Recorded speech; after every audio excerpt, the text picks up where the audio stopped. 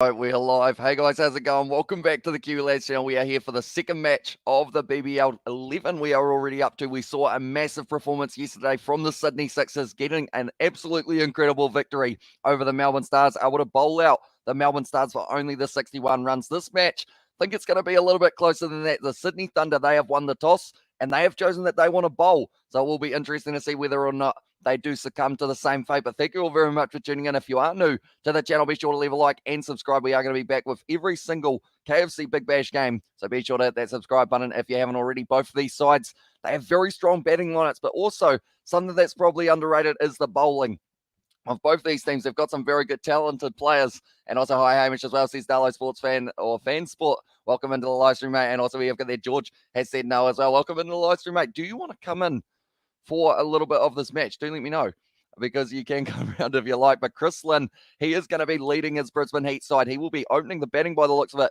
alongside Max Bryant as well.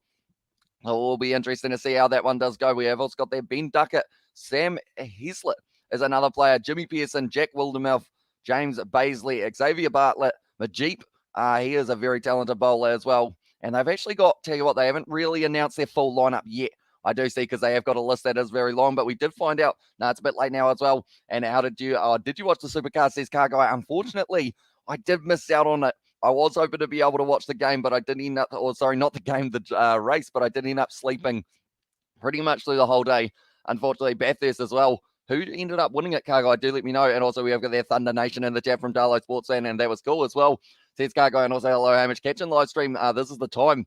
It's now 9 p.m. now in New Zealand, and it's now 10 a.m. in the morning, South Africa as well, says Kevin. So all of these games are a very nice time for you guys who are in South Africa. If you do love yourself a bit of midweek cricket, you do get to see it all taking place. But yeah, this game, it's going to be exciting. Sydney Thunder, they have got a strong side as well, including Alex Hales and also Daniel Sams, the man who did have the golden cap a couple seasons ago.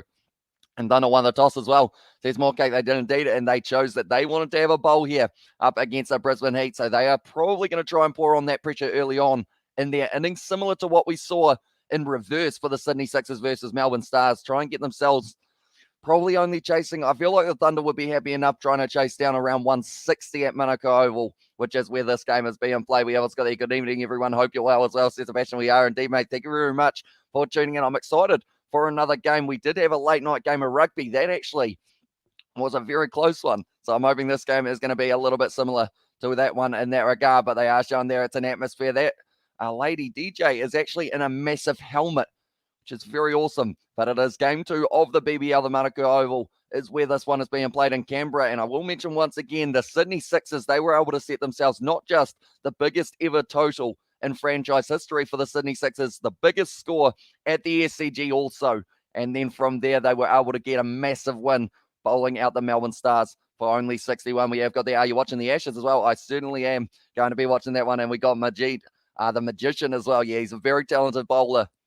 And Chris Lynn and Max Bryant, both a lot of talent when they are making their way to the crease, and also a lot of power as well. So this will be important for them to be able to get a decent start in this innings. Chris Lynn, we know how hard he can hit a ball. We know how much skill he has got as a batsman, and it's just whether or not he can put it all together in this game for his side. But he has got himself 2,790 runs, the most runs out of anyone in the KFC Big Bash. He's got 172 sixes. The next highest is Glenn Maxwell, sitting on 97. So almost around that 80 mark more than Glenn Maxwell, which tells you how strong Chris Lynn is when he's got the bat in hand. Imagine going to school as well.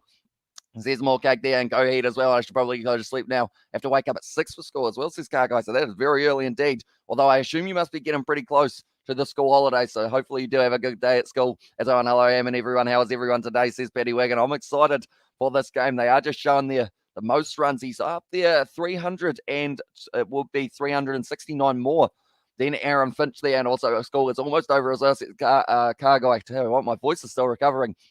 And last time we have got there, hopefully this game will go through to the end instead of such a short game like yesterday, says that Kevin. And also, no way are you staying up for the Stade Francais versus La Rochelle. Are you referring to Leicester versus Quins? I may have stayed up. I may have stayed up and I watched the game. It was a good one, that one between the two sides. It did end up going down to the wire, 25 points to 20, I believe, in the end, in favour of Stade Francais. I really shouldn't have stayed up for it, but I did end up watching that game. I was excited for it. Saw a few Kiwis come off the bench, and after 1 week, we have 1 week after this week as well, and I'm on school holidays, homework, and can go die in a hole as well. There's more cake there, but Maxwell, he is one of those batsmen. He didn't really fire in the last match, but he is certainly going to be up there for the leading run scorer, similar to Chrislin, I would think, in this season. But it is actually going to be, they have actually gone with Sandhu, who will be opening up this bowling. 51 matches, 43 wickets for him. Welcome to everyone. Be sure to hit the like button and subscribe to the channel. Cheers for the support as well. See Sebastian there, and also you streaming the Ashes. I'm hoping to do some sort of Ashes live stream, whether it is doing one session a day of playing cricket 22, kind of playing along with the match as it has taken place. That is the first ball of this match already.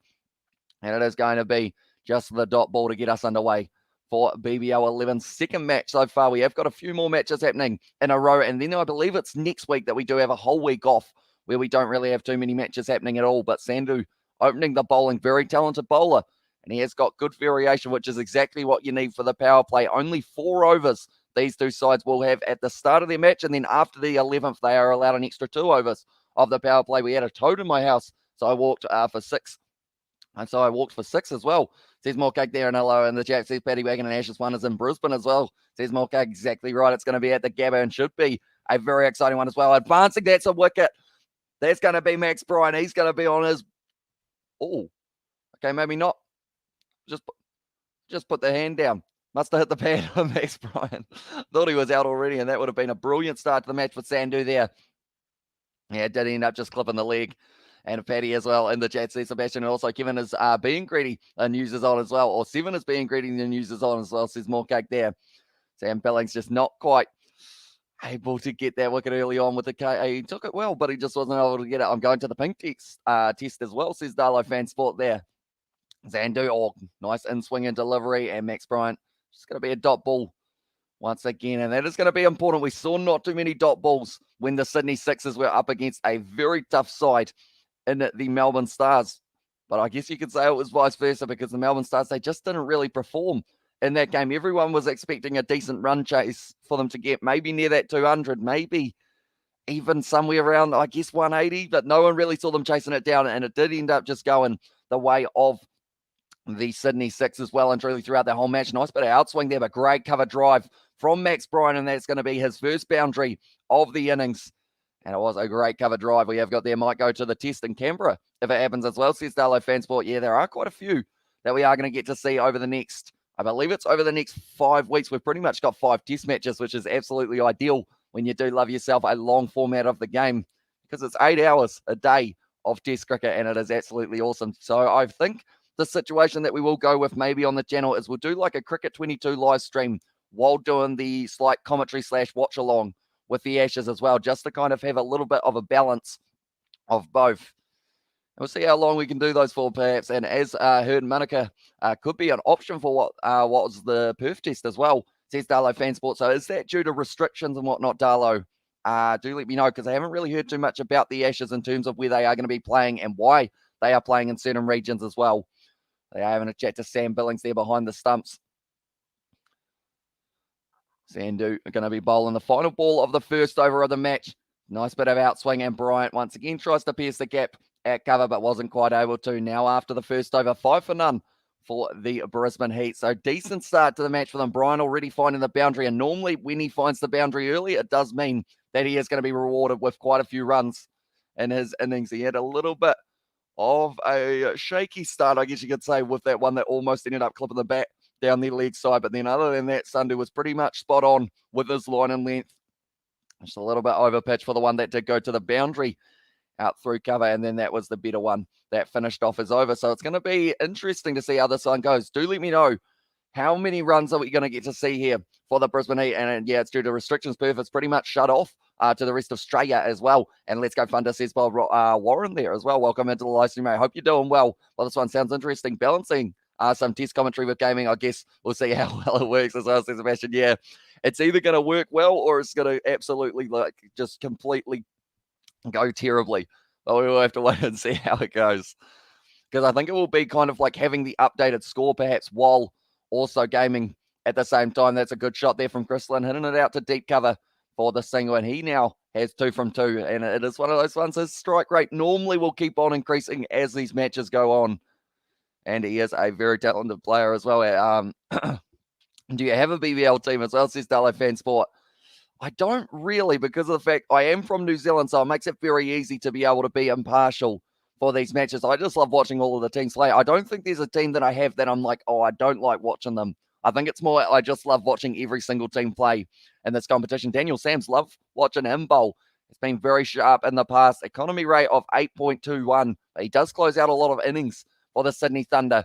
It's left a little bit of swing early on for him. And Manuka Oval, another dot ball for Daniel Sams. But Max Bryant, he's one of those batsmen that if he can find form early on in the tournament, that will probably carry him right through to wherever they get up to. Can the Brisbane Heat make it to the final? That's probably the big question that everyone has got on their minds. They've certainly got the talent to do so. I remember when they had Tom Banton, and they often do go for those Englishmen as the international signings that they've got. And also Majip is another one that you definitely cannot underestimate for his skill. A little bit of a slow ball from Daniel Sams. Does enjoy a Yorker as well on occasions. But Max Bryant at the moment, just looking at the pitch, trying to work out what it's going to be doing off it. Even Hobart Amish as well, says Sebastian. Even the Hobart Hurricanes, they're all right. You know, they're not a bad team.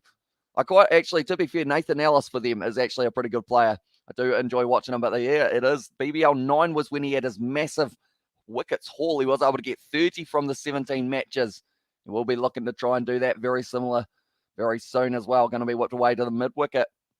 And just going to be the single for the Brisbane Heat once again, almost overthrown, which is certainly something that you cannot afford to have. We didn't really have too many wides, or actually we had no balls in that last match between the Sydney Sixers and the Stars. To be fair, though, we did have half of the innings of one of them that was cut off because of the fact that the team did get bowled out. But overall, it's going to be interesting to see how many runs we get to see here. I'm going to say the Brisbane Heat, I'm going to say 175. They're going to be able to get, and also Renegades a bat as well, says okay, they've got a couple good players, though. Kane Richardson for his bowling is certainly right up there. It's going to be cut nicely by Grislin through the gap, and it is going to be cut off there at deep point. Good throw in, and it is just going to be kept to the single. As long as they can stop Grislin from really getting too many boundaries in this power play, that probably takes about 20 off the total for how many they will get. Heat are going to get 147 for 4 as well, and I was just joking. I like the Tasmanians as well.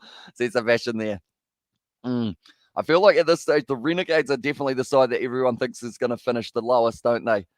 But then Marvel Stadium is a nice stadium. Other than, I believe when my parents went to Marvel Stadium, they did mention about how the ground was pretty sandy, I guess you could say. I believe it was. I think that's the ground that I'm thinking of. That was a bit of a swing and a miss from Max Bryant now. Currently sitting on 5 runs off 9 deliveries.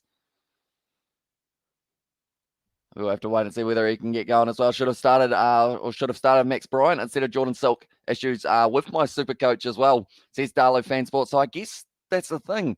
When you do have someone like selected, such as a Jordan Silk, Darlow, does that mean because he didn't bat or bowl, it kind of counts as like a not applicable? Or does it count as literally 0 because he didn't really do too much? Or maybe you get a couple points for his fielding? I'm not too sure how it does work. But the order that they have gone with is Duckett, Heslett, Pearson, Wildermouth, Baisley, Bartlett, also Majip, and then they have got a couple more of their fast bowlers. But speaking of fast bowlers, it's going to be now Mick Andrew, I should say, who is going to be having the 3rd over of the match. Already 8 runs for the Brisbane Heat. They won't be too impressed with that. They want to try and find the boundary with this one like they were able to in the first. We have got our boat went too fast up the boat ramp, and it flew into the trash bin, is that?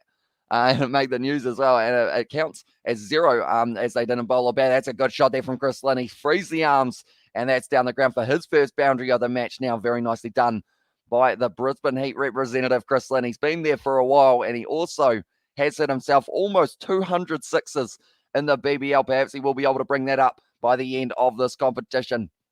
It's a good shot from Chris Lynn. He was relatively close to getting it 1 bounce for, but then almost had just enough on it to go to the boundary. He uses himself the big old grey nickels, and that normally is able to do the job. But McAndrew's not looking too happy as well with where that ball went for the first delivery. What can Chris Lynn do now for the second one? The helmets are very shiny, the Brisbane Heat. It's going to be a nicely bowled delivery, and Chris Lynn scampers through for the single. I remember he was having quite a few injury issues last year for Chris Lynn, unfortunately, which was kind of stopping him from being able to perform to its absolute peak. So it is going to be interesting to see how he does go for this season. I got 30 points from Hilton Cartwright, though, as well, says Darlow. So is it kind of like a point per run and then like a certain amount of points per wickets type thing? Because you would have got on plenty if you had Stephen O'Keefe for the bowling, that is for sure.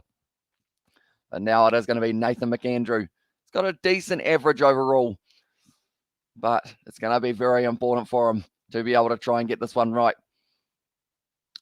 Next, Brian on strike. 5 for 9 so far, but they won the bat flip and they decided that they would be fielding this one, the Sydney Thunder. Hey, Hamish as well, says Scott Jones. Welcome into the live stream, mate. Hope you're doing well for the BBL, and also hope you did enjoy all the rugby that we did have over the weekend. There's been plenty of it, and the Champions Cup and Challenge Cup are coming up extremely soon as well, so we've got plenty of rugby commentary coming on the channel. Also, the Ashes going to be kicking in very soon for the Australians and the English, so it's going to be an exciting week of not just cricket, but also the rugby as well. We have got coming up. Nathan McAndrew once again now is going to be charging in, trying to find that early wicket that the Sydney Thunder need. That could be it, because it's gone straight up in the air now. It's going to be possibly taken. Yes, it is. And that is going to be the wicket. And Nathan McAndrew picks it up. And it is Max Bryan on his way. And at the end, taken by Alex Ross. And that's going to be the early wicket that I just mentioned. I guess that was weird timing, but he has been able to get it. And that now means that they are going to be 13 for 1. And that one, he just tried to hit it to the leg side there, Max Bryan. Instead, the ball cut nicely back to the offside, and Alex Ross able to take it and get the first wicket. How's that as well, says Darlow, and also the wicket there in the jab from Sebastian, and also the Harry Potter lightning bolt, I guess you could say. We talked about him plenty of times on that Leicester versus Harlequins one. But Max Bryan on his way. 5 runs off 11 balls caught by Ross and bowled by McAndrew. So now the next batsman, I will mention it once again, he's got 75 seconds to make his way to the crease there, Duggett, or else he will end up getting a free shot at the stumps against him. Pretty much it is the case of the bowler's allowed to just throw the ball down there or bowl it down there. If he hits the stumps, you're out. And if he does miss, it is a dot ball. So you certainly want to almost sprint your way out to the crease. Now Duckett is going to be on strike. He is a left-handed batsman. I haven't really seen too much of this man play, but from what I have heard, he is a dangerous man with his special shots.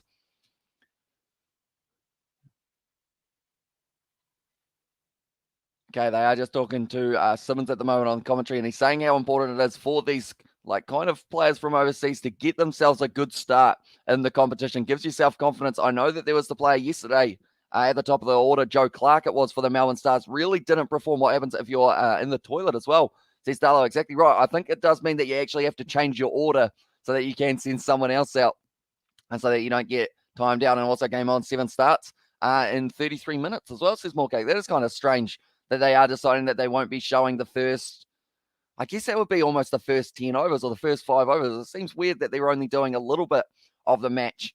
And now on strike, it is going to be Duckett. The run rate at the moment, 4.94, so they need to ramp that up just a little bit more, the Brisbane Heat, or else this would be a very successful power play for the Sydney Thunder. I'm wondering whether or not they go back to Daniel Sams to bowl the last one, as he was rather economical for his last one as well. Speaking of that role, I think the bowlers still have enough decency not to bowl until the batsman is in position as well, says Sebastian. Although I think it is that situation of I don't think the batsman is actually allowed to get into position. I think it is the case of pretty much they have to stand next to the pitch and let the bowler. I'm wondering whether or not we're going to actually see it this year. I kind of hope we don't, because I feel like it could actually be a game changer. Oh, that was almost a run out there.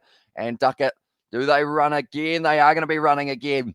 And Chris Lynn does scamper through and gets himself the second run. That's the end of the over. 2 runs in the end off that final delivery, and 16 for 1 is the score now. But yeah, I think it has something to do with the fact that they're not actually allowed to block the stumps or something like that. Heat all the way as well, says Music Kiwi there. The wicket coming early on McAndrew. The ball went straight up from Max Bryan, and then Alex Ross was able to take it nicely. And McAndrew very fired up with that one. Max Bryan, he didn't quite find his foot, or find his feet, I should say, at the early stages. He was able to do that one nice cover drive. And then from there, taken nicely by Alex Ross as well. That's mental. He's actually forced to watch the bowler have a go at the unguarded stumps as well, says Sebastian. Yeah, it is a strange rule, and I'm hoping that they do have a little bit more clarity around what it actually means, like in terms of what's going to be happening for if it does take place. Oh, Chris Lynn's gone now. Second wicket. Daniel Sams bowls it, and it was Chris Lynn who just hit it out to cover in the air, and that is going to be the second wicket down now for the Brisbane Heat. Is this giving us flashbacks to what happened for them last season? How every time the batting order just ended up falling over. We have got there. I hope it happens for us. I wanted to free bowl. I give it to Sanger, and it's at the end of the over as well. Says Adalo, and also can't find my Heat jersey as well. Says Morcake, and also wicket time Stewart and Brewer. Says Music Kiwi, and also already another wicket, says Darlow. And Daniel Sam starting off his BBL 11 fired up. Got the mustache as well for this one, but Chrislin on his way, and wait, we still as well, says Morcake. Chrislin out. It was caught by Whiteman, and it was also 9 for 7 for Chrislin. So he was able to get that one boundary, but they have still got a very strong batting lineup. Who's making it his way to the crease? It is going to be Heaslett, who is heading out there now. It's got there. We still got Jimmy Pearson. Yeah, Jimmy Pearson, definitely a match winner for the Brisbane Heat. I actually remember him. Was it in the semi-finals or one of those qualifying finals last year? He was just phenomenal.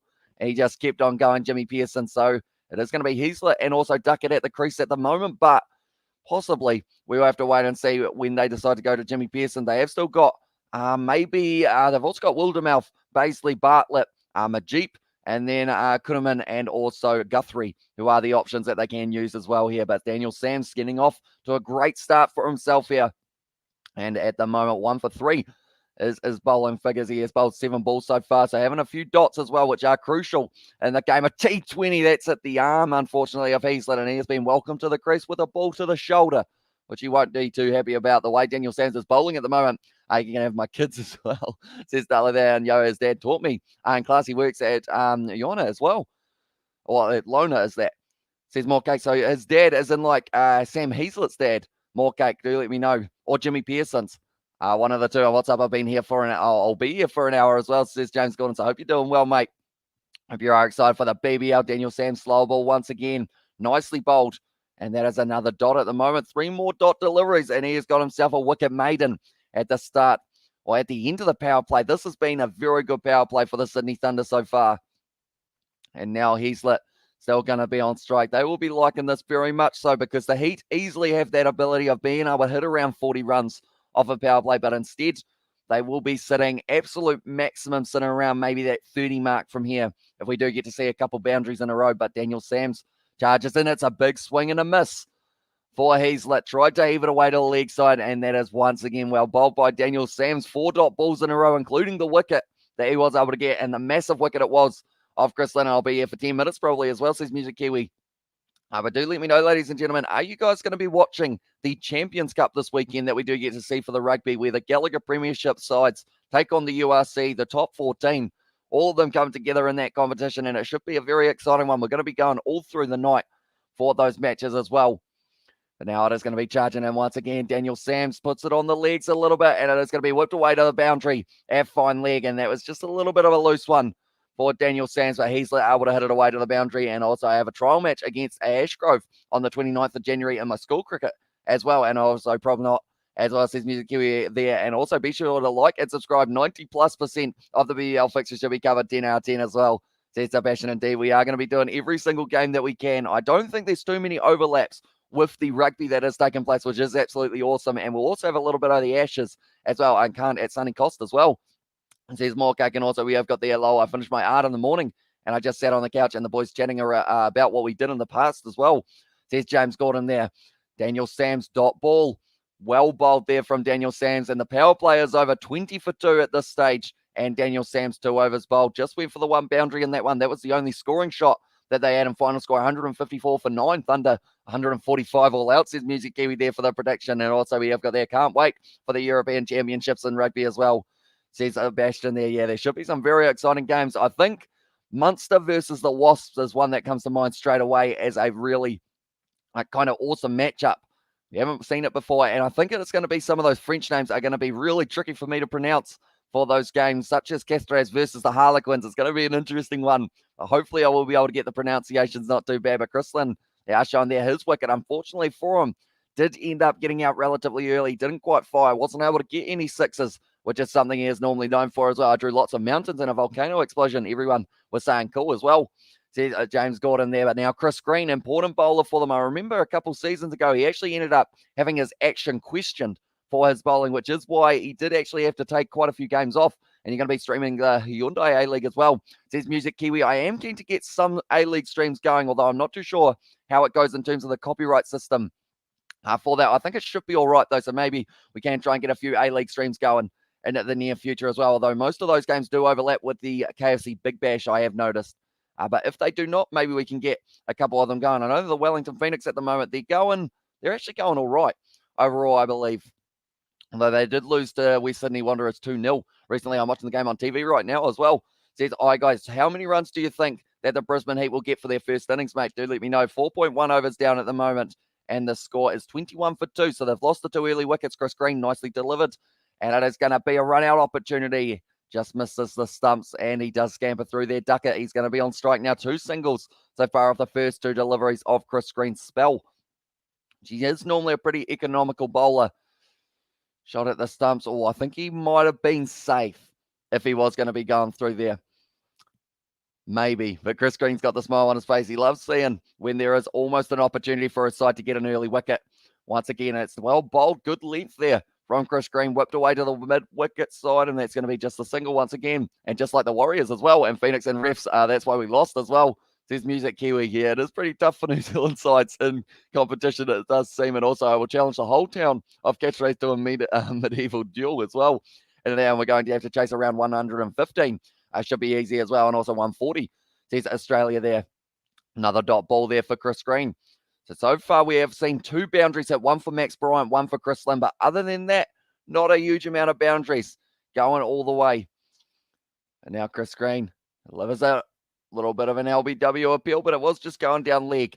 So it is going to be once again another crucial dot ball. They'll go Heat as well. Says hi guys there.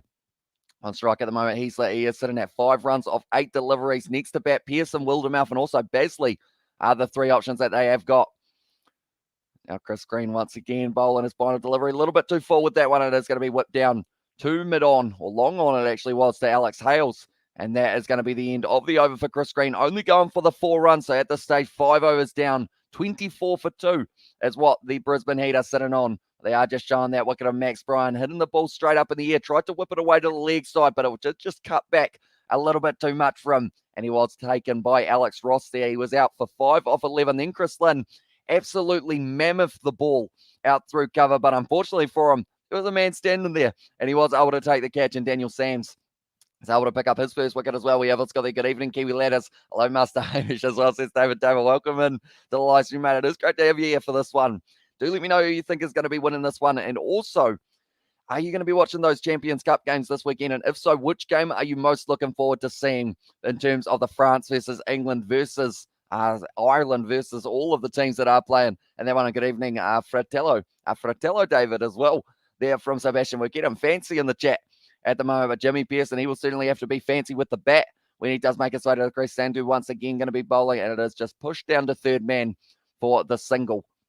We got there a lot of up and a lot of up and coming young crickets for Australia as well. Says Kevin, yeah, they've got a good side that they can kind of. I guess the Big Bash is the perfect place to be able to try out some of these younger players as well. I'm trying to think of what his name was from last year that did really, really well. He was a young bowler. I feel like you guys might be able to help me out for it, but I can't quite remember it. Am I thinking Liam Hatcher, possibly for the Melbourne Stars? I know they did very well with his pace bowling, but now Sandhu, a little bit of purchase off the surface here for him. It was a very good line and length. Are you ready for Christmas? You have been, or you've been a good boy as well, says Music Kiwi. I think so. I mean, I won't know until I see whether or not I've got the coal or whether or not I've got something else. But I think I've been relatively good this year. I haven't really left my lounge, so maybe depending on how he looks at that in terms of whether it's a positive or a negative there. And hello, how are you, mate, as well? And also, Sangha was good as well, says Australia. And prediction on the final test, whether going to be not great as well. Oh, sorry, on the first test, I should say. I'm hoping that we do get to see a result for that one, because it could easily be rained off for a day or two, and then all of a sudden you're trying to squeeze it all in. But I'm hoping we do get to see a result, and I think it's going to go the way of the Australians, just because they're more used to their conditions, and also with the Kookaburra in hand. I think it's going to be dangerous for the Englishmen into that one. And tomorrow I might go to Legos, do Legos tomorrow with my friend's dad as well. Says James Gordon, my friend's dad is cool as well, says James there. And also, if I don't get a PS5, Santa is fake as well, says Music Kiwi. Although Santa, he will certainly have to make them himself. That's going to be not quite taken out through cover. It was almost a catch-and opportunity, but just fallen safe there. But yeah, pretty much, unfortunately for him, he'll have to make it himself, because there are none in stock anywhere around the world. You're doing good live streams, so you are good as well. says Paddy Wagon. I guess if he looks at it that way, then that is perfect in that regard. And also Ciao Fratello as well says that David there and Gabba is a fortress as well, says Australia. Or sorry, says Oz. I guess that is. So yeah, it is going to be a tough match for the English when they do get over there. Definitely with the fact that like Pat Cummins as the captain, I feel like he's going to be able to really step up in these first couple. Good in swing and delivery there from Sandhu at this stage. Only going for the 2 runs off the first 5 balls of this over. We have got there, good bro. Hope you're well, to my bro. And I might be getting a PS5 for Christmas as well, says James Gordon there. I know they're even trying to get the Xbox Series S when I did buy it. It took George tried to get it a couple days later and it was pretty much sold out absolutely everywhere. So me and Isaac bought it at just the right time before the Black Friday sales and everything. Sandu now charging in for his final delivery, and it is going to be a dot ball. Brilliantly bowled here for the Sydney Thunder so far, keeping the Heat to only 26 for 2 after the 6 overs.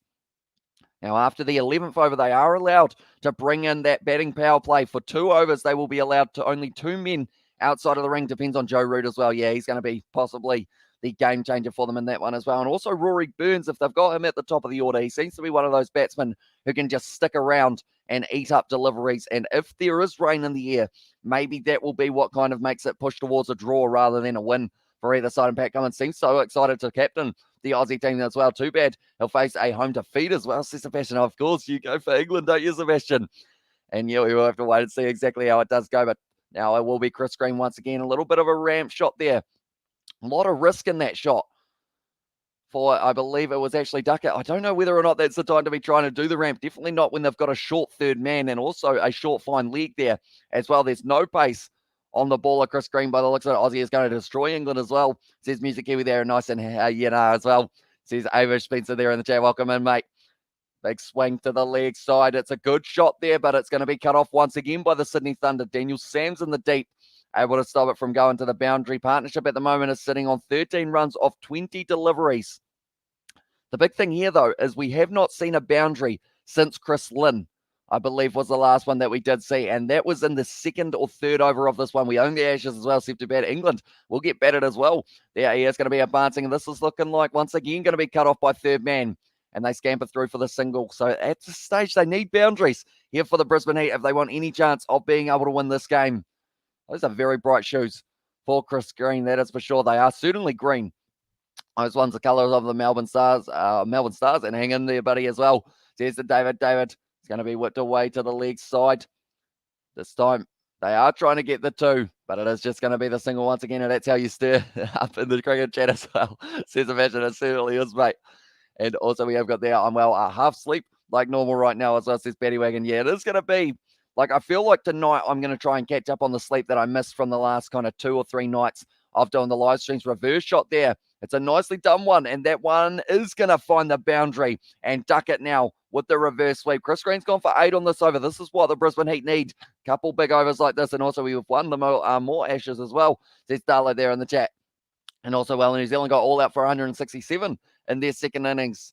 I mean, at least they got an extra 100 on top of what they were going to get for that first one, I guess, but it's still not too ideal for them. What's your favourite, or who's your favourite BBL team, says Music Kiwi? That's a good question. I always struggle to pick a favourite team because I just love watching all of them play. I quite enjoy the Sydney Sixers, kind of batting and bowling dynamic that they've got going, but also, it's a tough one. I quite think that the Melbourne Stars, not the Melbourne Stars, the Sydney Thunder, I actually think they've got a decent chance of being able to go to the final and maybe face up against the Sydney Sixers. Maybe a Sydney derby could be on the cards. You mean it'll never change as well, says Darlo there. And also we have got the change. That'll change soon enough. Darlo patience as well. And Sixers is probably the best side as well, says Oz there. And also mine's the Heat, says Music Kiwi there. And also we have one more Ashes there. Aren't you from Romania? Says Hamish there to Sebastian. And also I am, but I despise the Aussie cricket team as well, says Sebastian there. But now it is going to be, once again, McAndrew, who went for 1 wicket, 8 runs off his first over. And he's at the moment sitting on 9 off 14. Duckett's actually sitting on 13 off 10, though. He's starting to up that run rate, which is certainly required for them with a run rate for the whole side of 5.14. We have got their Aussie sucker cricket. England going to win so easy, like India beating New Zealand as well. And also we have got their Sixers is probably the best side as well, says Oz there in the chat. Yeah, they've certainly got a great bowling lineup. And then they've also got the batting to go with it, like Sean Abbott Stephen O'Keefe, he was going to retire. I'm so glad that he didn't, because he picked up 4 wickets, 2 in his first over that he did bowl Adelaide with Khan and Gaton. I feel like I pronounced his name wrong, don't I? And Gaton played well in the IPL as a shot as well. It says Australia. Yeah, I guess that's the thing. Rashid Khan, if he can pull off that wizardry that we've seen from him in the past, Adelaide strikers have probably got a decent chance there, because they've also, they would have Alex Carey, but he's actually with the test side at the moment for the Ashes. So it does mean that he's going to be missing. And Matthew Wade, I believe that will mean that he will be at the Hobart Hurricanes, another dot ball there. But Ducker is still on strike and has got the power to hit it to the boundary. We have got the Romanian caring about cricket. It's a first as well. Says Amish Spencer, I absolutely love it. I think that it's awesome that, like, it's similar to the rugby, how every once in a while on the rugby, you get someone who's like high from like Mongolia or something, and you're like, whoa, like that's pretty awesome that we have got someone who probably doesn't have access to watch the game, but is still here watching these live streams as well. Ages ago, I used to play with Indians in Fortnite as well, says James Gordon. And also we have got there, I think the Ashes will be closer than losing by 370, almost a run out there for the Sydney Thunder. They did actually appeal that, Nathan McAndrew. That was close to Duckett being on his way. We're just going to have another look at this one. Oh, I think it was maybe pitching outside leg. And he was taking his glove off extremely quickly there for Sam Billings. It would have been tight, but I think he would have just scampered through. No hit or carry, sorry. They will struggle with batting, though, as well, says Australia. Yeah, they've got to somehow find that batting and also the bowling dynamic and just be able to work together nicely. But at this stage, I'd say that they're more of that bowling side with the team that they have got. It is going to be hit down to third man cut off. It's going to be 2 runs. They're starting to kind of up the tempo. The partnership now has become 24 runs of 27 deliveries. So they are starting to catch up to that one a ball. And also we have got that even rugby, mate. We are only decently, we are doing decently at the moment, but only about 400k people watch the Oaks play as well. Meanwhile, there are 7 million people watching the football team as well. I used to play with 9-year-olds and random Fortnite fills. I would lose my stuff as well, says Irish there. And also thoughts on AJ's 10 wickets as well. Absolutely brilliantly bowled from that man, that is for sure. For him to be able to go out there and get every single wicket, it makes you wonder what the rest of the team were doing for that one. But yeah, he did bowl very nicely. Like 10 wickets. When was the last time a Kiwi got 10 wickets all in the same innings? I can't think of too many other than, like, I feel like I'm thinking way too far back, but probably Richard Hadley days. He was able to, of course, get himself quite a few wickets in a hurry, but I'm not sure who the last one would have been that did get all 10 wickets in an innings of a test match.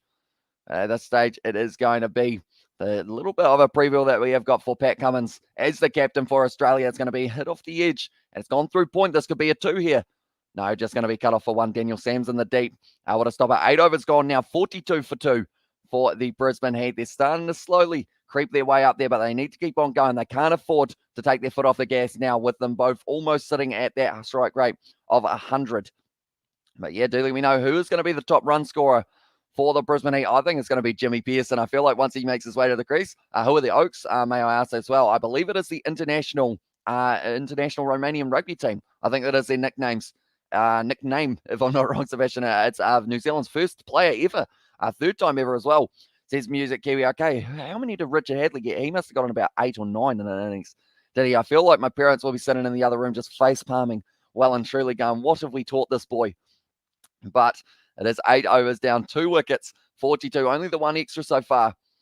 And now it is going to be Sangha who will be getting the opportunity with ball in hand. Very talented young spinner here for the Sydney Thunder, and definitely can pick up wickets alongside Daniel Sam. I feel like those two are going to have a good combination, but he has had 16 matches, 21 wickets, and he's only 20 years of age. He's 2 years younger than myself, and he is out there getting 4 for 14 as his best wicket haul. A little bit too full there, so it is going to be swept away, and it's a hard shot, but Daniel Sams cuts it off for the single once again now. And we always got that all right as well, and he got 9 as well. Says it was a Music Kiwi, so he's very close to getting the 10th one. I wonder who got that 10th one. I feel like my parents, once again, are also going like this. Who would have got the 10th? I'm trying to think of who he used to bowl with at the other end. I guess he was always overshadowed, wasn't he? Because Richard Hadley's just picking up everything.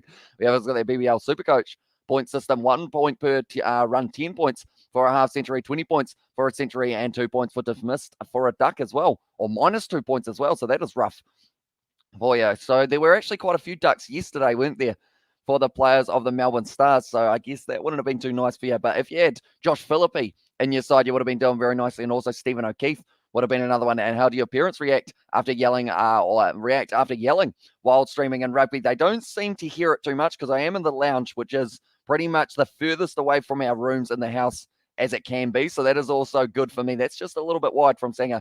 Does give away the extra delivery there for Ducker, who is on strike, sitting 15 off the 14. He's going to be swinging big. He loves the sweep shot there, Ducker. Once again, going straight out to Daniel Sands. But yeah, they seem to be pretty cool with it overall. I think they just like the fact that I am doing something while I am sitting in the lounge rather than just sitting here watching the sport without anything else happening as well. The point is that the rugby team is doing so much better than the football team, but so few people care about it. It's heartbreaking. And I have no mates to chat with about rugby, only football as well, says Sebastian. So that is why, I mean, the Kiwi lads, we've got you covered for your rugby chat. We like talking about Romania. I did actually lose to them as Georgia, didn't I, on a rugby challenge. I still feel bad about that moment, but then they were able to get themselves now up to rank 15. 15? Are they 15? They might even be a little bit higher than that soon, Romania. And hopefully tonight we actually watch a game as well, says Amy Spencer. Yeah, unfortunately, that game yesterday, it finished about, I want to say, 7 overs too early, and I had Stephen O'Keefe, but on the bench as well, says Darlow there. It's going to be once again hit away to the leg side by Ducker. Just ticking over the singles at the moment here for the Brisbane Heat, trying to form some sort of partnership. We're almost up to 10 overs, and they are sitting with Heasler on 15 off 19. Ducker sitting on 17 off 16. They're going to need one of these two to really start striking at a high strike rate because we haven't had a boundary in 12 balls at this stage. And then before that, it was since Chris Lynn who was able to get it. So we're having very rare boundaries that it's going to be whipped away by Heasler. He's also got a lot of power, but they are missing Matty Renshaw, I was about to say, but he plays for the LA Strikers, doesn't he? If I'm not wrong. I feel like I had him around the wrong way there. Who am I thinking of at the top of the order for the Brisbane Heat that they haven't got at the moment? I know that they're missing Tom Banton, but who's the other one that they used to have at the top? Of course, I know AB de Villiers way back in the day, but also yes 15 after beating Tonga by 12 as well. That was a good contest for us as well.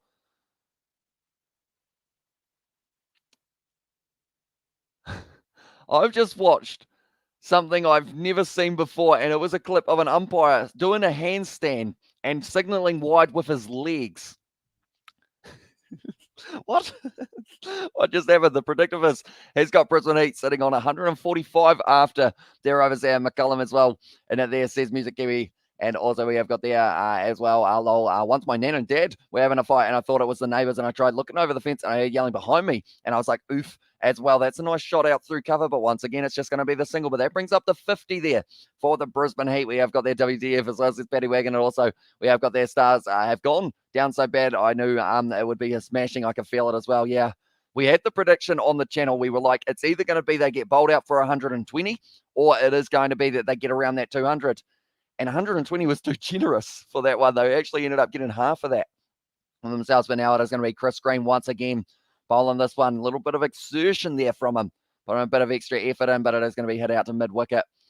And they are going to be scampering through for the two. Nicely run there by the Brisbane Heat. Duckett moving up onto 19 off 17 at this stage. Who's winning at this stage? They have got the live win probability for this week. They didn't actually have it for the last game. At the moment, Sydney Thunder, 77% chance of them being able to win this game.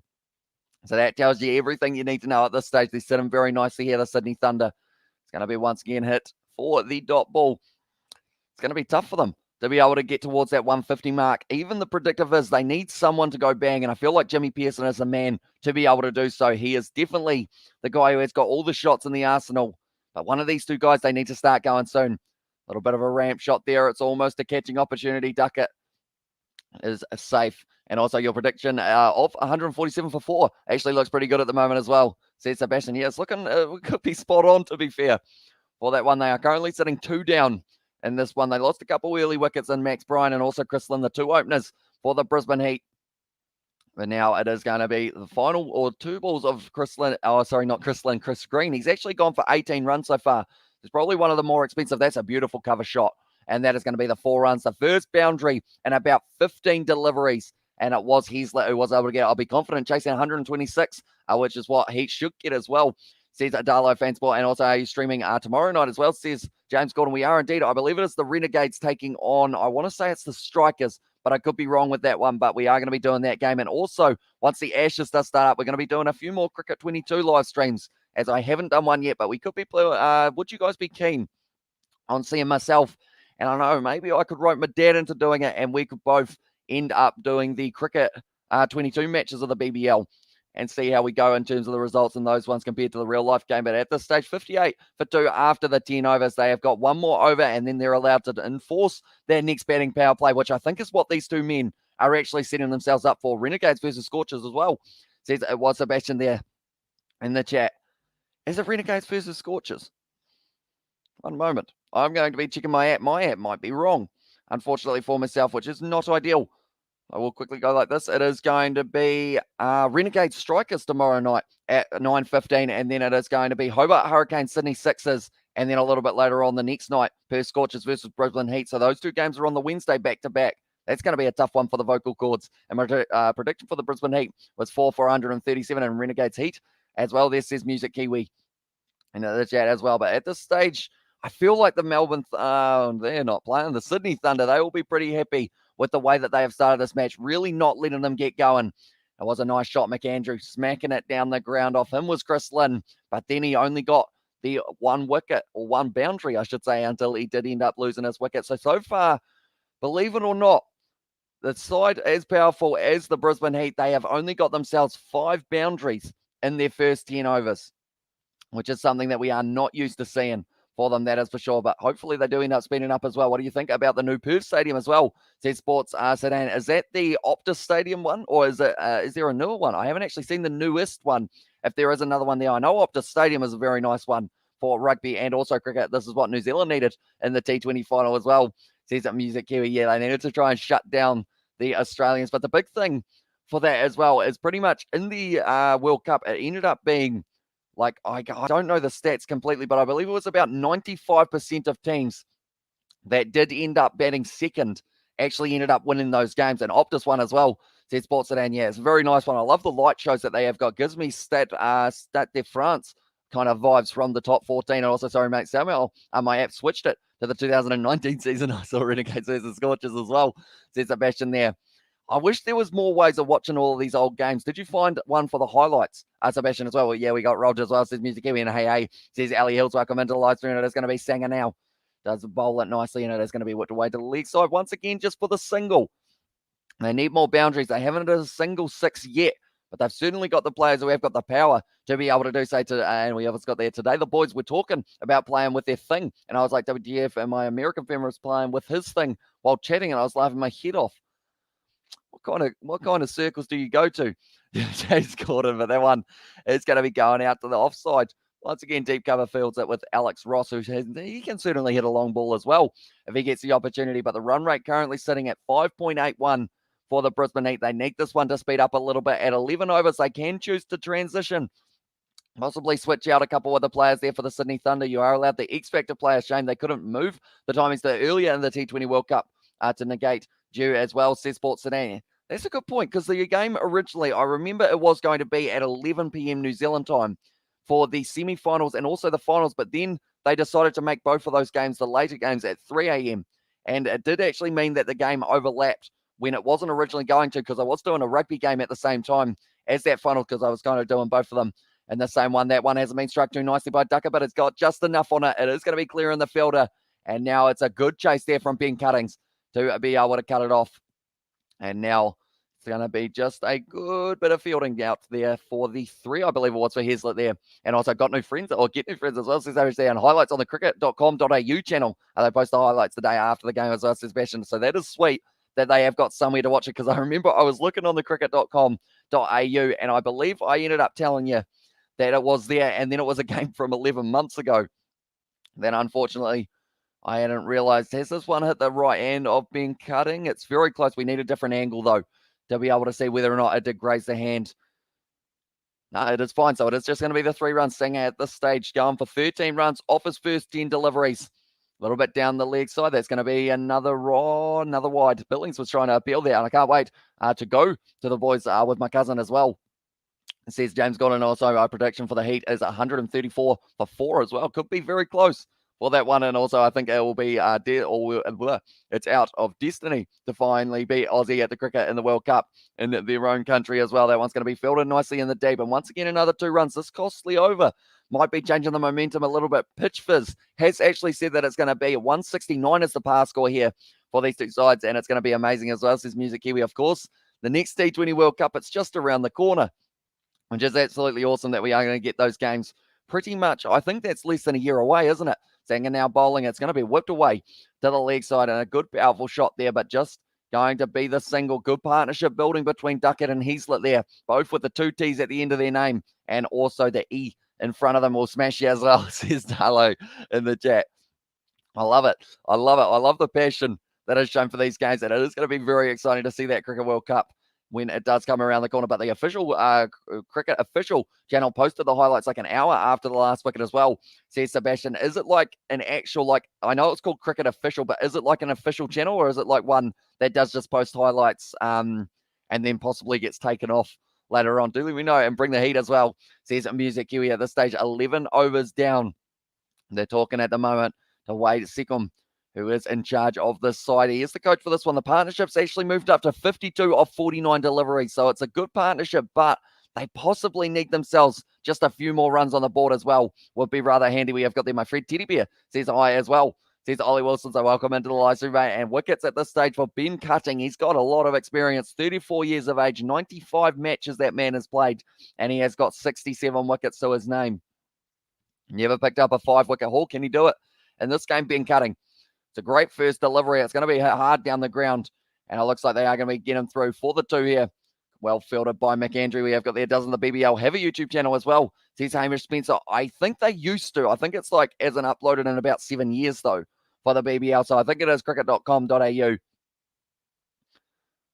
They are holding the trophy at the moment there. It was Alex Hales who did have it in hand. I believe it was because he did get the most runs out of any player for last year's KFC Big Bash, and that bear is haunted as well, says James Gordon. And also we have got there. It's finally over the news. The news is over. The cricket is on. That's gone straight up in the air. So it's going to be a bad time to see the game. It's dropped. It's dropped there for the Sydney Thunder. 4 men scampering across. No one able to take the wicket of Heaslett. And now they have been able to get the 2 runs from it. And also we have got there. How's your day been so far? It's been relatively quiet due to the fact that I did end up sleeping pretty much all of today because I did stay up late and watch Stade Francais taking on La Rochelle. And what was a very exciting game went down to the wire. 25 points to Stade Francais. Oh, he had it in his hands. And unfortunately just ended up putting it down. Thoughts on the USA holding T20 World Cup in 2024 and 20 teams, same format as rugby as well, says Sports Sudan. I hadn't actually heard that they were going to be hosting the T20 World Cup. Do they have a T20 team? That one's going straight up in the air again, except I think he's got more distance on that one, or does he? Oh, it's been 2 in a row has been dropped, and Ben Cutting cannot believe it at the moment. 2 runs. Gilks has dropped that one. What is going on out there? Sam Billings, he can't help but laugh at it. It just seems like it's all going wrong for the Sydney Thunder. 2 in a row. It's been dropped there. The channel is still up, but it can't be official because they have low quality highlights as well. And Butterfingers says Music Kiwi and come on Thunder as well. And yeah, USA have a T20 team as well, says Darlo there. And I'll be confident chasing 168, which they'd get. That they'd need 11 and over to get it as well, says Darlo. Now Ben Cutting once again. He's decided to hit it along the ground there. He's decided that he doesn't want to try out his luck 3 times in a row. That's 7 runs now off the first 4 balls of that over. It could have been 2 wickets. And USA play cricket as well, says US. It says it was Hamish and also rubbish lucky. They ain't in prison as well, says that Music Kiwi there as well. And also we have there, yeah, that's right. What did you eat for your 6 p.m. brekkie as well? Says Danny Lewis. I did have a little bit of it wasn't really a protein shake, but it was like just a pretty much a smoothie, I guess is the best way of describing it. A little bit of a banana smoothie there, Butterfingers as well, says James Gordon there. And USA currently ranked 34 in world currently as well. Scoop shot, and it's going to be a classy shot there from Duckett, and that one is not going to roll away to the boundary, but now Gilks hits it back across field, and Sanger will be able to go through. That was an expensive over for Ben Cutting, unfortunately. Did end up going for the 11 runs, I believe, off it, and now the partnership is going nicely. And actually, sorry, there's one more ball left of this one, so if they get another 2 runs, it will be 11 off it. And also, do you think you're going to make 10K before 2023 as well, says James Gordon? I think so. That's the thing. Every time we set a goal for the channel, we end up smashing it out of the park. Like, we set our goal originally, the first year that we were doing YouTube for the 6 months, we were like, can we hit 100 subscribers by the end of the year. We were sitting on about 980 or something like that. Then the next year, this year here, we were like, can we hit 3,500 subscribers by the end of the year? We are currently sitting closer to 8,000, which I feel like would be absolutely massive if we were able to hit. Now, cutting is going to be a good delivery and just goes through for the leg bye to finish off that one. 10 runs off that over of cutting. We have got there. Is there a smoothie shop at Waimate? There is not. You got to make them yourself when we are in this small town. Like, you probably, like, I mean, you could say if you go to the local dairy and buy one in like the chilled section, because like they've got milk and everything like that, I feel like that could kind of count, but there's no specific smoothies kind of one as well. 34th, my club cricket team could give USA a go as well, says Music Kiwi there. But they are just showing the 2 drop catches in a row. The first one put down by Billings, the second one put down by Gilks. And you could see the frustration on Ben Cunning's face. He's going like this. He can't believe that they put down twice. And that one, what's your goal for next year as well, says Darlow Fan Sports. Next year, that's a tough one. I feel like, I want to say maybe, it seems quite a lot though. I was going to say maybe like 15,000 might be possible, but then I feel like that might be a stretch depending on how it does go. We probably haven't got as much rugby next year as we did have this year, but saying that, maybe we do. It'll be interesting. My goal is 100 subs, and I have 59. I'm going to try as well, and also 10K as well, says Darlow. Yeah, I think 10K by the end of Super Rugby Pacific would be pretty awesome. So that would be sitting in about April, May, June. I believe it's about June, mid-June, if we can hit 10K. Would be pretty nice. That one's gone straight up in the air again. Surely someone is here for this ball. Nope. It's been put down, and this time, ironically, it's Ben Cutting who has put that ball down. Chris Green is smiling about it. At this stage, it's just not quite going right for the Sydney Thunder when it comes to the fielding. 100K by 2023. Let's go. So this Music Kiwi, that would be absolutely huge. That is for sure. And a WGF catch as well in the chat from Darla. Yeah, they're just not quite hanging on to the ball at the moment here for the BBL side. In the Sydney Thunder, 80 runs so far they've moved up to, and this has actually given the 2 batsmen a little bit more confidence because they haven't taken the power play yet, but they're both getting nicely set. Geez, I hope there's a supermarket as well. Do you milk your own cows and drink it? There are some towns like that in England as well, says Danny Lewis. We have got a supermarket, although it's not really a huge one, but it's also like a decent sized one for the amount of people that we do have. And with those brilliant autumn internationals, we would have been around 9K mark if it wasn't for the strike as well, says Sebastian. Yeah. It did happen, unfortunately, but we live and we learn. We'll probably end up getting strike next year as well for the Cricket World Cup, depending on where it is. So we will probably end up, in the situation of going for the, I guess we'll do it on the Kiwi Lad Sport again. Possibly the goal for that channel would be get it to 1,000 subscribers as well. But that one is going to be a nice shot down the ground from Ducker. That goes to the boundary. And now he has picked up the first boundary of this over on Chris Green. Why is Rockstar? Why is Rockstar taking so long to release GTA 6? I believe it is actually down to the fact that I think it's because it's like we live in a very PC world now. So I don't think they can really, I think they've really got to be careful with what they put in that game because people complain about everything. Chris Green there, swinging to the side. Nicely done. That's going to be a single to close that out. So Chris Green, after his 4 overs, going for 32 for none.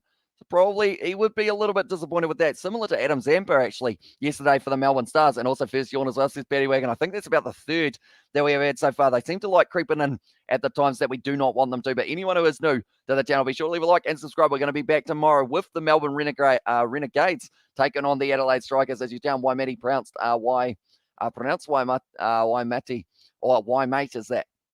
I believe it's Waimate. I have said it quite a bit in my past, but I believe it is Waimate. That's how, pretty much everyone says it. I know that some people call it Waimate, a little bit more of the slight accent to that. But, yeah, Waimate seems to be kind of the general practitioner side of it. Practitioner, that's a fancy word for a sentence that didn't need practitioner. But now McAndrew going to be bowling the first over of the power play now for the Brisbane Heat. Of course, you have got yourself the 2 extra overs. It is the power surge, I should say, rather than the power play. And also, they surely got to release GTA 6 before 2030. They might decide to. And I bet all the drop catches were from Australians as well, says Music Kiwi. Although one of them, Sam Billings, I believe he's English, isn't he? If I'm not wrong. So, unfortunately for him, did he end up putting that one down. So, an Englishman and also an Australian, the 2 guys who did put down the catches, I should say. And it's called Wokeism Hamish as well, says David there. Now it's going to be McAndrew. Brilliant Yorker. It's going to be running through for the single. Has a shot at the stumps. He hits it as well. And tell you what, good work from the umpire. He has just straight away gone not out. And I appreciate the fact that he is confident in that decision because we see it many times. They go upstairs even though they know that it's safe. they still decide to go upstairs just because they don't want to end up making the wrong decision. But he saw the bat down. He was right in the right position, and he said not out straight away. And also we have got there why you're slick talking, or with your slick talking, you should run for mayor on Waimate as well. I feel like no one in Waimate would vote for me other than my friends. They'd be like, this guy talks too much rubbish. So I don't think we can have him as our mayor. And everyone's woke nowadays happy. We still got Fat Pizza as well. That one's going to be the French cut. And it works. It goes to the boundary there for Heaslett.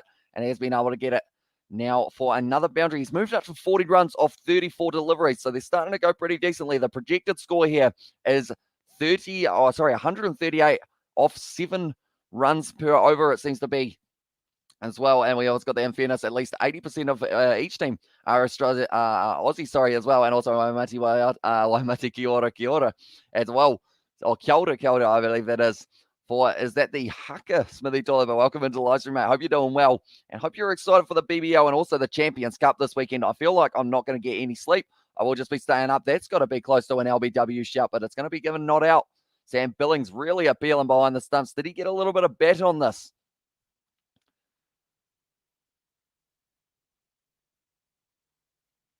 Okay, we're just asking the question of whether or not that was a wicket. It looked like it was very close. I assume he had to get some bet on it, or maybe it was just cutting a little bit too far to the offside or the leg side, sorry. Stepped across. I feel like that's leg stump getting knocked out of the ground, so that's probably pretty unlucky there for McAndrew. Sam Billings certainly thought it was out, and also we have got the Asmere as well, a builder smoothie shop and broadcasting station in Waimate, so your internet doesn't cut out as well. I feel like if I pitched that to the town and I was like, hey guys, make me mayor so that I can get better Wi-Fi. But then I'd have to tell you what, if I promised better Wi-Fi for everyone, I feel like they would actually probably jump on board with that as well. And we can never be woke in Australia, too much swearing, no matter what. So says Darlo. And also, I know your sports are orientated, Hamish, but if you and George or whoever started doing reactions, you crack 20,000 middle of next year as well, says David. David, we have considered it. We have actually got a Kiwi Lads Reacts channel, but we've only done one video on it.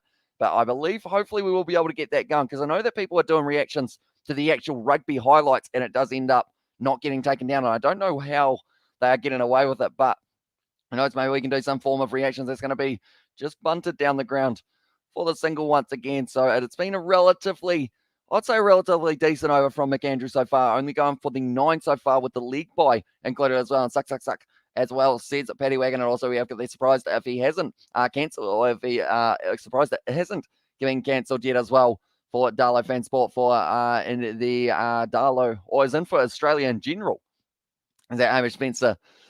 Yeah, it's going to be interesting at this stage. Duckett sitting on 35 for 29 balls, and also Heaslett sitting on 42 off 36. These two have had a very good partnership together, and they do need to just keep on going. It's another Yorker bowled by McAndrew, whipped away to the leg side. That's gone to the boundary. Brilliant shot from Duckett, and now he moves up to 39 off 30. So a relatively expensive over for McAndrew, but now these two men are set, and they need to work their way towards that 160 or so mark for the Brisbane Heat, or at least 150, I think. Yeah, bring 5G to your town, bring faster internet, bring a monorail in your town to help climate change as well, says Danny Lewis. Although the thing is, with my town, we've only got one street, really, like the main street that people go up and down, so we probably don't need a monorail. It's just more everyone can walk.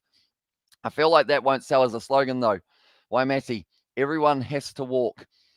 Sign me up as mayor, ladies and gentlemen. Oh, yeah, today at school, this guy was annoying me and pulling my arm, so I did a lot of punches to his stomach, and then he dropped to the ground as well. CJ's got to bring an environmentally friendly town as well, says Danny Lewis. And also we have got the, do you still make Fat Pizza episodes as well? Or do they still make Fat Pizza episodes? Sorry. And also we have got the Fat Pizza back in business. I think my 4 for 134 prediction is a bit low, says Darlow. If they lose another wicket, though, Daniel Sams is the man bowling after all. If he can try and get another wicket here, could possibly change it for them as well. It's going to be straight up in the air. Slow ball from Daniel Sams. He tells everyone, get out of it. This one's mine. He's taken it. Daniel Sams gets the wicket. And now Heaslett is going to be on his way. Good wicket there for Daniel Sams, and finally a catch as well. And I like the fact that straight away, as soon as that ball went up in the air, he was like, nah, everyone go away. It's mine. It's mine. He only just took it as well there for Daniel Sams.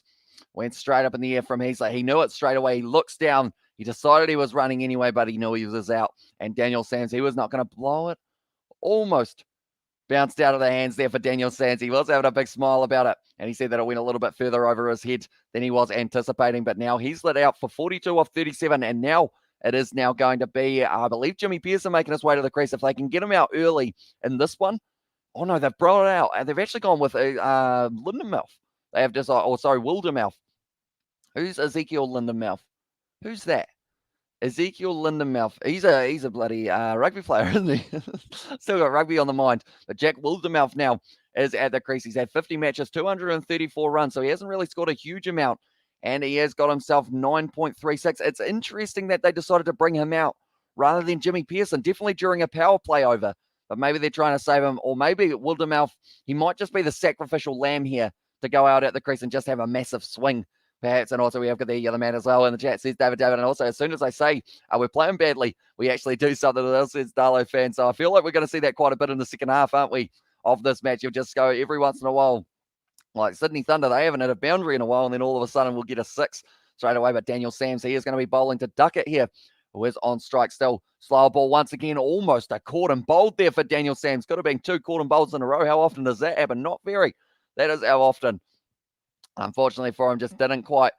Oh, he looks like he's hurt his hand a little bit there, Daniel Sands. He did have a bit of an injury a while ago, and I believe it was either last year or the year before. It was just ended up swatted down the ground. Oh, fingertips away from it as well. You don't need a car in your town. Bring lime scooters to your town as well, says Danny Lewis. I guess that's a good point. You could try out the lime scooter situation, see how everyone goes. Although I think because of the fact that like our town, like our main street where the shops and everything are, is probably only like maybe a kilometre long or something like that. So you probably don't need a lime scooter. And I guess it will just increase the chance of someone trying to go over the main street and get hit by a car or something. I want to bash my cousin's friend in Australia because he said he doesn't wants to see my face again. I was telling him on a game, want to fight after school, and he was like, nah, as well.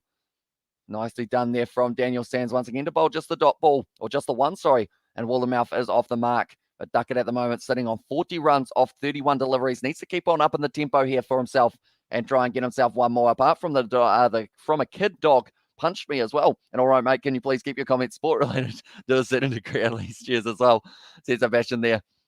And the chat as well. Yeah, what's got there? For the lime scooters, I think Christchurch is the nearest town, or Dunedin that it is as well. I don't know what. I did the guy as well. It is going to be hit nicely, and that's going to be the boundary for Duckett. He moves up onto 44 runs now. So moving closer and closer to that half century. You really aren't selling your town, Waimeti, as well, says Danny Lewis. I mean, that's the thing. Most people, like, the worst thing is, like, when people are like, what is there to do in Waimeti? A lot of people from Waimeti will be like, leave Waimeti. Like, I like telling stories as well. There's James got it there also. We have got there's a cricket stream, not a bashed a kid one nice stream. As I says, Harry, what's going to be hit down the ground nicely for that boundary out mid-wicket way. But it's certainly going to be important in the later stages of their innings. That's going to be hit down the ground once again. Well fielded, but it is going to be kept to the 2 runs here for them as well. It was Chris Green who was able to cut it off Daniel Sands at this stage. Like they are saying, we haven't seen a 6 yet. 15 overs down here in this match so far, and it seems like maybe a 6 is not going to be coming here.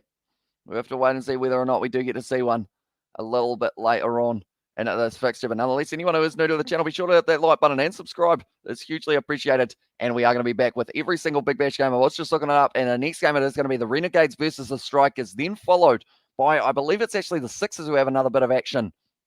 Going to be hit straight to the fielder, and it will be a dot ball to close out the power surge. So now 107 for 3 off the 15 overs, and 4 for 137 or 34, sorry, isn't happening. We're bowling like again as well. And why don't you leave Waimeti as well, since Danny Lewis? I think it's just because I've lived here for so long. We kind of just chill out in these small town, but it is also good for the factor that it is relatively quiet. So our neighbors, like if we were in a big populated city and we do what we do, like our neighbors would hate us. Like my neighbors probably already do hate me. Or actually, we did talk to our neighbor because he has come over every once in a while. And I was like, do you ever hear me just talking to myself at like 6 a.m.? And he was like, nah, you can't hear it. So I think these windows are doing the trick at the moment, because I do just end up, I do end up just sitting in here for all of the night pretty much. And he did mention about how he sees the light on every once in a while, and he thought that maybe my dad was working late, but it was just me sitting in the lounge, a good wicket as well. Says Amish Spencer there, and also we have got there, you're a great teller of stories as well. Says David there. And also we have got there, I hope you didn't go deep, I see as well. Sees that Music Kiwi, but now it is going to be Sandhu once again, steaming in. Oh, it's the edge and it's the wicket. And it is going to be that wicket. Tell you what, every single time, Darlow. Was it Darlow who mentioned it this time? Who did say, we're bowling badly again. Look at that. Wicket coming straight away. And it was this time Sandhu who was able to pick it up. And that is going to be, unfortunately, it will be actually Wildermouse. So that's probably kind of fortunate, I guess you could say, because they have still got Duckett, who is at the crease, and also Braz versus Music Kiwi. Yes, as soon as we bowl bad again, we get another wicket and wicket times 4.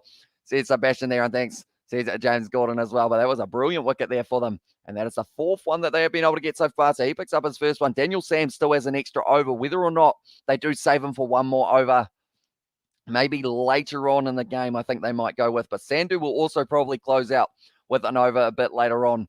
They have still got the young spinner that they may try and use, which is Sanger. He hasn't really bowled too much. But Jimmy Pearson now makes his way to the crease. This is such an important wicket here for them as well. They need to have a good little partnership forming between these two guys, Duckett and Pearson.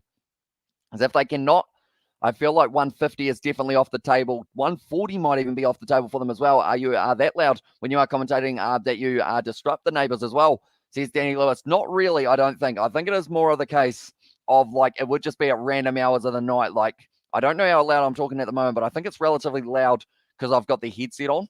But then saying that, if my parents don't wake up in their room, maybe I guess I'm not actually as loud as I think I am. It just feels like I'm loud because it's like the middle of the night, I guess you could say, and Duckett won't get a 50. I'm calling it as well. Says Hamish there, and also my 4 for 134 looks possible as well. And I'm a head off. I was meant to be leaving like 40 minutes ago. Says Music Kiwi. We appreciate you sticking around though, mate. And thank you very much. And hopefully we do get to see you for either the rugby or also maybe cricket live stream in the future. Jimmy Pearson gets himself off the mark. Looks like they're going to be running hard and they could be scampering through for the 2 here.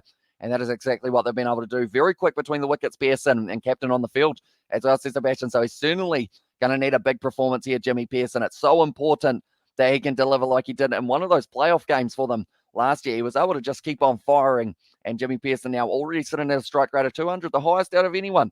And Sanger got me a -2 as well. Says Darlow there in the chat, and take care, Music Kiwi as well. Says Sebastian there in the chat as well. But now Sandhu once again going to be hitting the edge, but it's glided down to third man by Jimmy Pearson. That is a shot that he uses quite often in his BBL career. Now this is going to be interesting. 15.3 overs down. Projected score for them is 142 at 7 runs per over. That has kind of been what they've been going at pretty much a majority of this whole match. They are currently sitting at the current run rate of 7.10. And also we have got there, it's because he gave up a few extras as well. Says Darlow, oh, so the wides are they -1s as well, Darlow, if you do bowl a wide? Hopefully whoever you have got, who else have you got in this match? Do remind me one more time, mate. Hopefully they do end up having a decent day with the bat. But Duckett at the moment sitting on 46 off 34. He's actually been building his innings quite nicely. He was a little bit slow starting, but now from there, just keeps on going. Average score batting first at Manuka Oval for the BBL team was 171. They are not getting to that, the Brisbane Heat, unless something crazy happens here and they are just able to keep on going and going and going till the end. But Sandhu now, that's going to be another wicket by the looks of it. It will be Duckett now. He is going to be out and he loses his wicket. 46 runs off 35. And unfortunately for him, he has just gone out. So Hamish Spencer, you called it, mate. I called it. Praise me as well there. You did indeed. And also, when is the full rugby stream coming as well?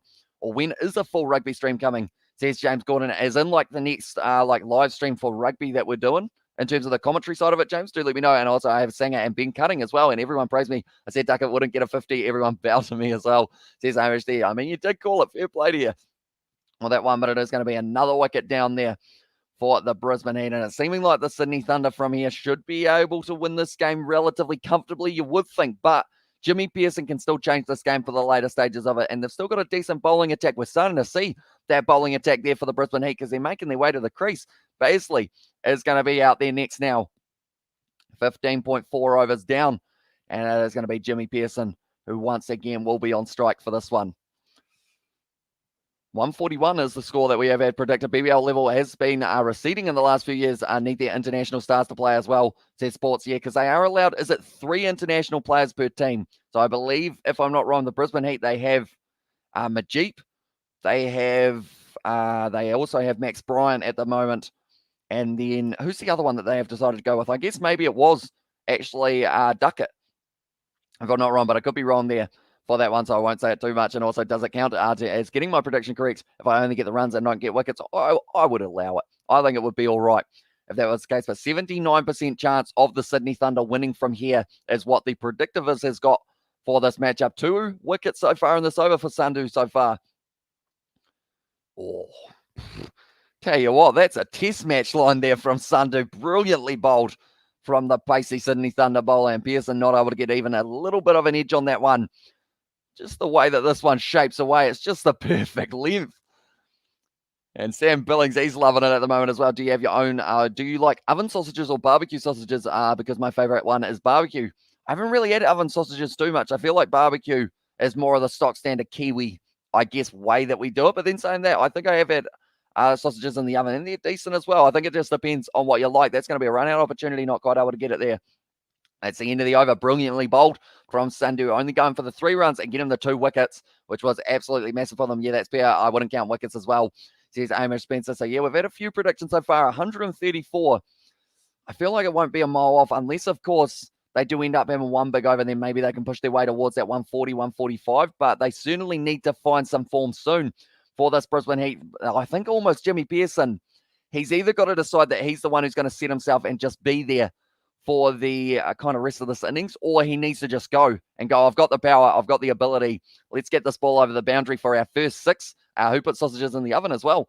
There's Hamish Spencer there, and also we've got the yes all over Hamish as well. Says Trunks there in the chat as well. Good morning, or good afternoon, depending on where you are from, mate. Hope you are doing well. And also we have got there in there, good Saturday Barbie on a nice afternoon as well. Says Paddy Wagon, it's barbecue or a pan as well. Says Hamish Spencer, I have seen that people do put it in the oven.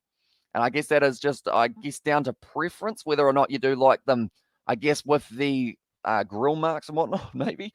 I guess, but now it is going to be Sanger who will be bowling this one once again here for the Sydney Thunder. They are predicting 150 here for the Brisbane Heat, so they would need 10 and over from here on out. And Basley, who has not faced a delivery so far, he is going to be on strike for this one as well. Hey, Hamish as well. Says Trunks as well. Going to be bowled beautifully there. Hit down the ground for just a single. If they had 24 singles from here on out, they would be pretty happy with that one. The Sydney Thunder. And also we have got the Lord and the Saviour as well. Says Trunks there and piss off Singer's bowling again. I'm going to lose more fantasy points and we're going to concede several runs as well, says Darlow. Now we'll see whether or not that does end up doing the same thing as it did for you for the last one as well. My mum oven cooks sausages because it's easier as well, says Ali Els. I guess that is a good point. It is a convenience-wise. Darlow. What are you doing to us, mate? That is another wicket. And that's going to be Jimmy Pearson on his way. Literally every time he is. Every single time. Good wicket as well. I'd rather have a barbecue on my birthday rather than a party as well. So Darlow, he has once again said that Sanger shouldn't be bowling again because he's going to cost him fantasy points. He's just got you a couple more, mate, because Ross has been able to take the catch. And Sanger has been able to pick up the wicket there. So now they are 6 down for 111. And that is not what they would have been wanting for Jimmy Pearson to be out there. But Jimmy Pearson going off the field now. They've got 75 seconds to get their next man to the crease. And that is going to be Bartlett. So they are now really getting into the tail, unfortunately, for the Brisbane Heat. They surely aren't getting bowled out here, are they? Surely they will be able to stick around for the end of this innings. They're sitting on 111 runs, so they probably need another 30 from here to really have a decent chance of being able to win this one. And now Bartlett will be in charge, and also fair enough, Ellie Hills as well. Another chat says it was Hamish Spencer, about 25 runs for Bartlett. And also we have got the, as soon as I say something bad for us, it comes up Millhouse as well, says Darlow. It's happened every single time. Pretty much, in fact, every single wicket I believe you have actually said just beforehand, oh, we're not bowling well, or we're going to like give a whole heap of runs away or something like that. And every single time has ended up with them going decently. And for my grandson, my dad, I could finish the barbecue in 30 minutes or 20 minutes as well. Says James going there, but now Sanger only going for the 1 run so far off the first 2 deliveries of this over, and he has actually still got another over up his sleeve, so perhaps he does get to bowl that one after this one, or after the next one, of course. But now, well bowled there from Sanger. It's a dot ball. Do you get anything for a dot ball, Darlow? Or is it just wickets and whatnot that you do get it for? But now they have actually got a slip. Chris Green is sitting there trying to take a catch perhaps with Sanger at the moment. If he can copy that Sandhu line in terms of bowling it like it's a test match, once again, another dot ball for him. Very well bowled from Sanger. Getting 92 kilometres down there. He's throwing them pretty quickly, but it is working very nicely. And Bartlett at the moment on strike. He needs to find the middle of the bat here. He needs to get himself a boundary or something for the Brisbane Heat.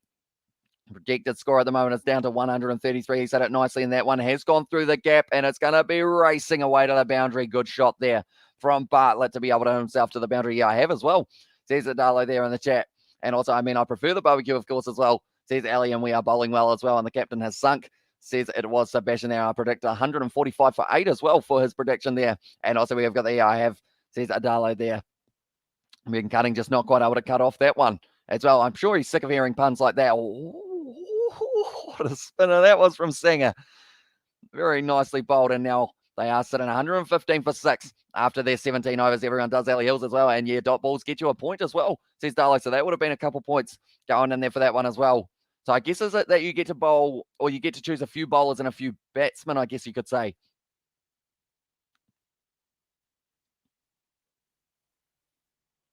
Oh, they're just showing a wicket from way back in the day. Or actually, it's not that recently. It was actually Zahir Khan who was there.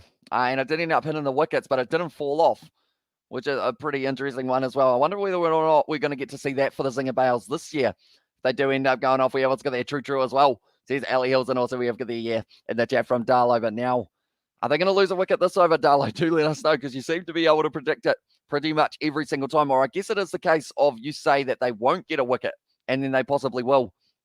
Well, this one as well, but now it is going to be Brett Lee. He was playing pretty well for the Sydney Sixers back in his day, and also they have got their Simons on the on the commentary. Is it Simons? It is Roy Simons, isn't it? But now it is going to be once again hit off the legs for Sandhu, and this is going to be another single. Predictivist has got it at Brisbane Heat sitting on 142 at the end of their spell. But can they do it?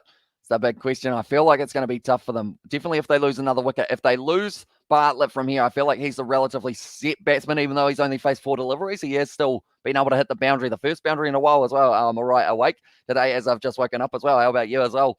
Says Ali Hills there. I feel like our sleep schedules for everyone in the chat has just gone out the window, hasn't it? The Sandhu now bowls once again. It's going to be a dot ball. Nicely fielded by the Thunder, keeping that pressure on. They're not really giving away too many free hits or anything along those lines. Wide deliveries where they can really put the arms behind it, which is going to be very important for them as well. Andrew Simons. What did I call him? Roy Simons, didn't I? I think his nickname's Roy, if I'm not wrong. And I actually changed it to 145 for 7 as well. And I think a wicket will be next over as well, says Darlow there. And now it's going to be Sandhu once again steaming in. He's been bowling extremely well. He hasn't gone for many runs. That's another dot ball. He's only gone for 10 runs, got 2 wickets off a total. This is huge. 21 deliveries he has bowled. And my sleep schedule has as well, says Darlow. So during the week, we're all going to get back to an almost normal sleep schedule. We'll call it now, which of course will probably not happen. We'll probably all end up staying up till random hours. But then by the weekend, it's going to be a late night, and I was expecting some wickets from Captain Green, but his bowling was pretty poor today as well, says Sebastian. Yeah, I thought that Chris Green was going to be able to pick up 1 or 2, but I guess I said the same about Adam Zampa yesterday. So I guess both of those guys, the spinners who I was saying, yeah, they're going to go good, they just weren't quite able to go good. Bartlett has struck that one well, when that one has gone for 6 there for Bartlett. Brilliant shot from Bartlett, and he's been able to get it over. What's the schedule for tonight as well, says Darlow. So pretty much, I believe the game, I will quickly get it up so that I do know exactly when it is starting. But brilliant shot for Bartlett there to be able to hit it all the way for the 6. That is the first 6 of the Brisbane Heat innings that we have seen. And my sleep schedule is sleep from 10 p.m. till 4:30 a.m. as well, says Hamish Stewart. So that is a strange, or Hamish Spencer, sorry. And certainly a strange one. I believe tonight I'll probably be going to sleep at about 2 or so, 2 a.m. And Renegades versus Strikers has taken place at 9:15 tomorrow night, and we will be covering that one on the channel as well. So be sure to hit that subscribe button if you guys haven't already, and also be sure to leave a like on this live stream. I believe we hit 30 likes on our live stream yesterday. I feel like today we will try and hit, I guess 20 likes will do for this one as well. I don't know whether or not, I don't actually know how many likes we're sitting on, to be fair. I think we are currently sitting on probably closer to that 10 rather than the 20, and also the 6 with the fire as well from Sebastian there. It was a very good shot, and I'm also going to go to sleep soon. So see you, because I got school tomorrow as well. So enjoy your day at school, James Gordon. Don't get in too many fights. Sandhu now bowling once again. That's going to be a little scoop shot, and it is going to be safe for him as well. That's the end of the over, and Sandhu, 17 runs he went for off his 4 overs, and he also was able to pick up the 2 wickets. I'm a builder, early starts as well, says Hamish Spencer there. Geez, 4:30 a.m. is extremely early for a builder to be starting, but I guess depending on when it gets light there, what time are you kind of looking at for sunrise? Hamish, do let me know. I sleep from 11:30 to 7:30 as well, says Darlow Fan Sport there. in the chat, but they are just showing that shot from Bartlett. Struck it beautifully. And that is the first 6 that we have seen. It just went straight through the hands of the man in the crowd, unfortunately for him. Like they're saying, he had it lined up and ended up, did it hit him in the knee? That wouldn't have felt too nice. And also what's happening tonight as well, says Darlow. So we are tonight going to be having the game. I guess actually this is tonight, isn't it? So I guess tomorrow night we have got the BBL, but then tonight I think I am just going to be doing a little bit of editing as well. I was watching the rugby at 9 a.m. this morning as well, says Ali Hills, and also 4 a.m. in Queensland. So yeah, I guess if it is coming up nice and early, you have got that potential of getting in some good hours. So what time do you finish, Hamish? Overall, do let me know. It's going to be another single there. Bartlett moves up to 12 off 10 balls at the moment. If he can keep on doing decently here, maybe they do get towards that 150 mark. And do you plan on collaborating with other channels like BK Sport on rugby and cricket as well? Says Sports with Saddam. Believe it or not, me and him actually have a rugby podcast that we do every single week on Spotify. It is called the Rugby Down Under podcast. So we've done a few kind of podcasts overall. We haven't really done any videos together, I don't believe, other than one live stream on my channel way back for Australia versus France. But we do end up chatting regularly. That one's gone up in the air, and that one is going to be taken by Ben Cutting. That is another wicket. And you called it once again, Darlow. And I said we'd get a wicket this over as well. It depends, 3 o'clock, maybe 2:30 sometimes as well. There's Hamish Spencer, and also the sun rises early in Queensland. I guess that is actually a good point, because you probably have to finish relatively early as well, because the sun will be going down quite quickly as well, wouldn't it? But Ben Cutting taking that one nicely done by that man, and because of it, it does mean that Sydney Thunder will be picking up their 7th wicket, sitting on 124 for 7 now for the Brisbane Heat, and it takes time to travel and stuff as well. Says Hamish, and also I have a bit of bad blood with plays as well. Says Darlow, that seems to be quite a common thing. I have noticed that we do have quite a few people. I don't seem to get along with them too great. And here comes the yawns as well, says Paddy Wagon. Hopefully not.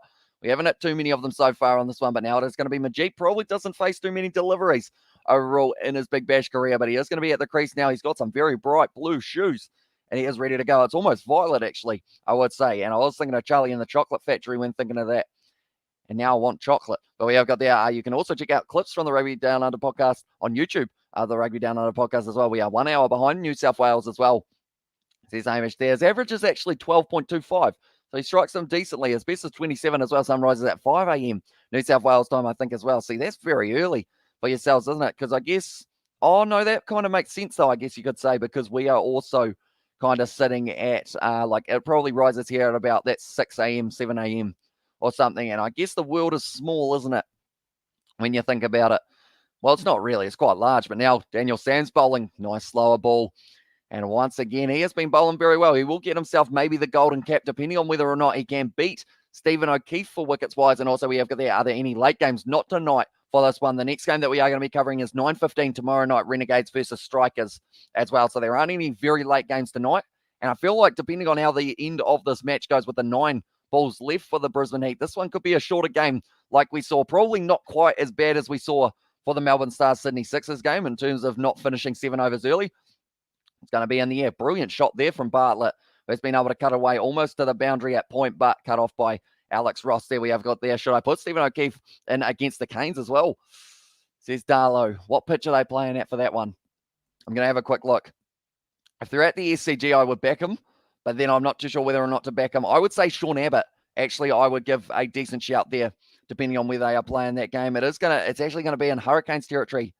They've got a couple good spinners, so maybe Stephen O'Keefe could be a good option there. And Hamish, we start to get light at about 5 o'clock or 5:30 a.m. Yeah, I feel like I should know that, shouldn't I? Since I am always awake when it is 5 a.m. Good shot down the ground, and it is going to be the 2 runs for Bartlett there. He's actually sitting on 16 off 13. That makes him the 3rd highest run scorer for his side at the moment, which is, I guess you could say, not ideal for the Brisbane Heat. There was Ben Ducker. He was able to get 46 runs off 35 deliveries, and then Sam Heaslett was caught and bowled by Daniel Sams. He was on 42 off 37 as well. And York Park as well. Says Darlow there. Should we?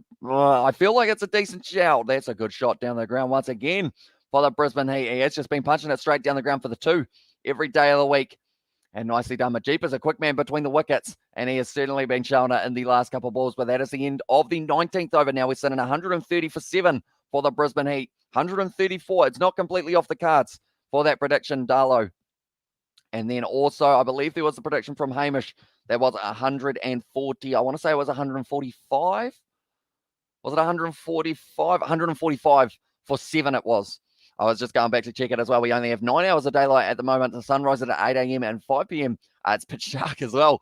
Says Sebastian there for Romania. And also, you're trying to find sponsors for your live streams as well, says Sports. I haven't really been hugely kind of looking for sponsors at this stage, but I feel like it would be kind of cool at some stage to maybe be able to get ourselves a sponsor. I know that George really likes KFC, so that would be the ideal one for it as well. Give 17 runs as well.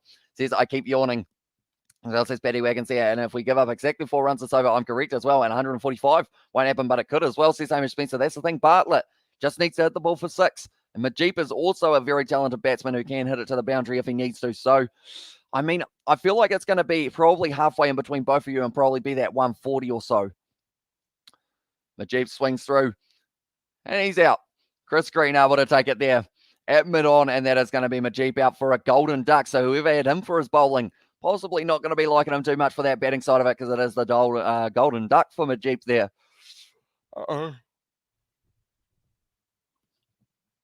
First wicket, I haven't said anything for as well. And if you cover all BBL games this season, you deserve a sponsorship from KFC as well. That would be pretty awesome, wouldn't it? To be able to have, although I don't know whether or not they would be allowed to sponsor us if they are sponsoring the competition, if that makes sense, since we aren't actually showing the footage of the game. And also, all right, change it back to my first prediction as well. And 137, says Sports with Sedan there for the prediction. But yeah, I haven't really worked out how to get in contact with brands normally to be able to get a sponsorship going, just because they are pretty tough to get in contact with. Like, I've probably sent a few emails in the past and just never heard anything back. And they're like smaller companies, so I don't know how it would go with a bigger one. But the 10 matches for Matthew Kuhneman, also 10 as his average, 10 runs, strike rate of 100, and his best was 9 as well. We have got there, which was 145 for 8 as well. There says Hamish Spencer. And now it is going to be Bartlett once again on strike. So that is one benefit for the Brisbane Heat here, that they will be able to have Bartlett as the man who will be facing for this next ball. He is excited. He's got a big smile on his face at the moment. Oh, no, that's Kuhneman. He's just happy because he's at the wrong end of the field. But it is going to be actually, I'm trying to think back. They also had Morne Morkel last year, didn't they, the Brisbane Heat? And Crikey Hamish, this live thing was getting all Karate Kid there for a while as well. Says David there. And also we have got there was only 1 wicket difference as well. Showing there, Majibi just ended up getting tucked up with that shot. Wasn't able to free the arms, and because of it, Chris Green, the captain of the Sydney Thunder, able to take the catch. I do actually have Usman Khawaja as my as my picture for the thumbnail, but he isn't actually playing in this game, unfortunately, for him, and also won't be the worst title, but the Heat need some decent bowling to hold on as well. And yeah, I think Majip, he's probably going to have to take 4 wickets, to be completely honest. He's going to have to take a few of them anyway and only go for probably less than 24 runs to have a real chance for the Brisbane Heat here, because I'm looking through at the other bowlers that they have got on offer, and I mean, Kuhneman might be decent as well, to be fair, to be able to pick up a couple wickets early on. Maybe if KFC sponsors you, then you'll be able to show the games, but only for the ones KFC sponsors as well. There's Ali Hills there, and also won't be the worst total, but the Heat need some decent bowling as well. But they are just showing this one once again. Jeep just trying to swing through, wasn't really able to get it too going. We've got a little bit of a split screen going on at the moment, similar to what we're doing. Turns on my face here with the ground behind. I've realized if I wag my finger quick, it disappears. Isn't that cool? I'm still sleep deprived, but we have got there the scoreboard at the moment. 130 runs here for the Brisbane Heat. Only 5 deliveries left in their first over, and I need a few sixes to get my prediction as well, says Hamish Spencer. Yeah, he's going to have to hit the ball hard here. Kuhneman, actually, he's going to be on strike here. They weren't able to cross. Did actually have it changing to Bartlett for a little while there, but it is going to be Kuhneman who has been sent there to be on the striker's end. I like they are saying there, for if Duckett wasn't able to hit the ball late and get a few more runs for the side, and also Heaslett did decently for them as well, but there's no one really with a huge strike rate in this one, which would have really taken them through to that 150 mark.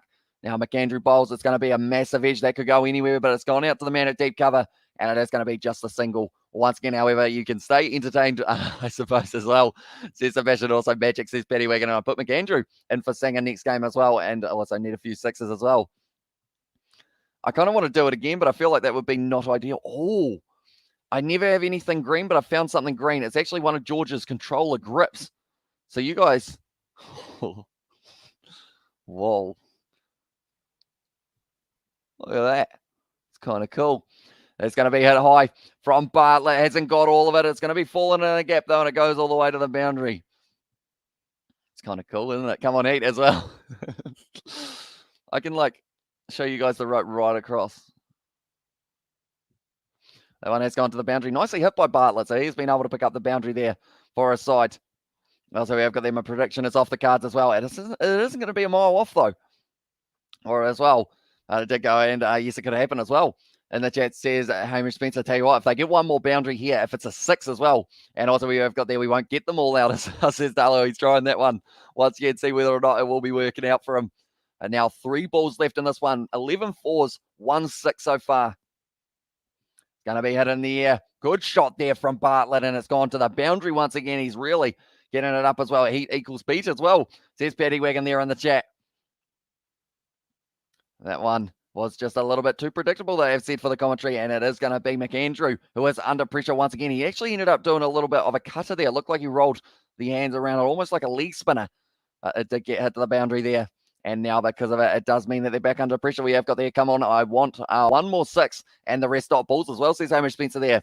So I think, or maybe a 2 and a 4 could also work out for you in that regard. But now it is going to be McAndrew. He's gone for 9 runs so far off the first 4 balls of his over. It's going to be a dot ball. So because of it, he is going to need a 6 as well. That failed as well, says Darlow.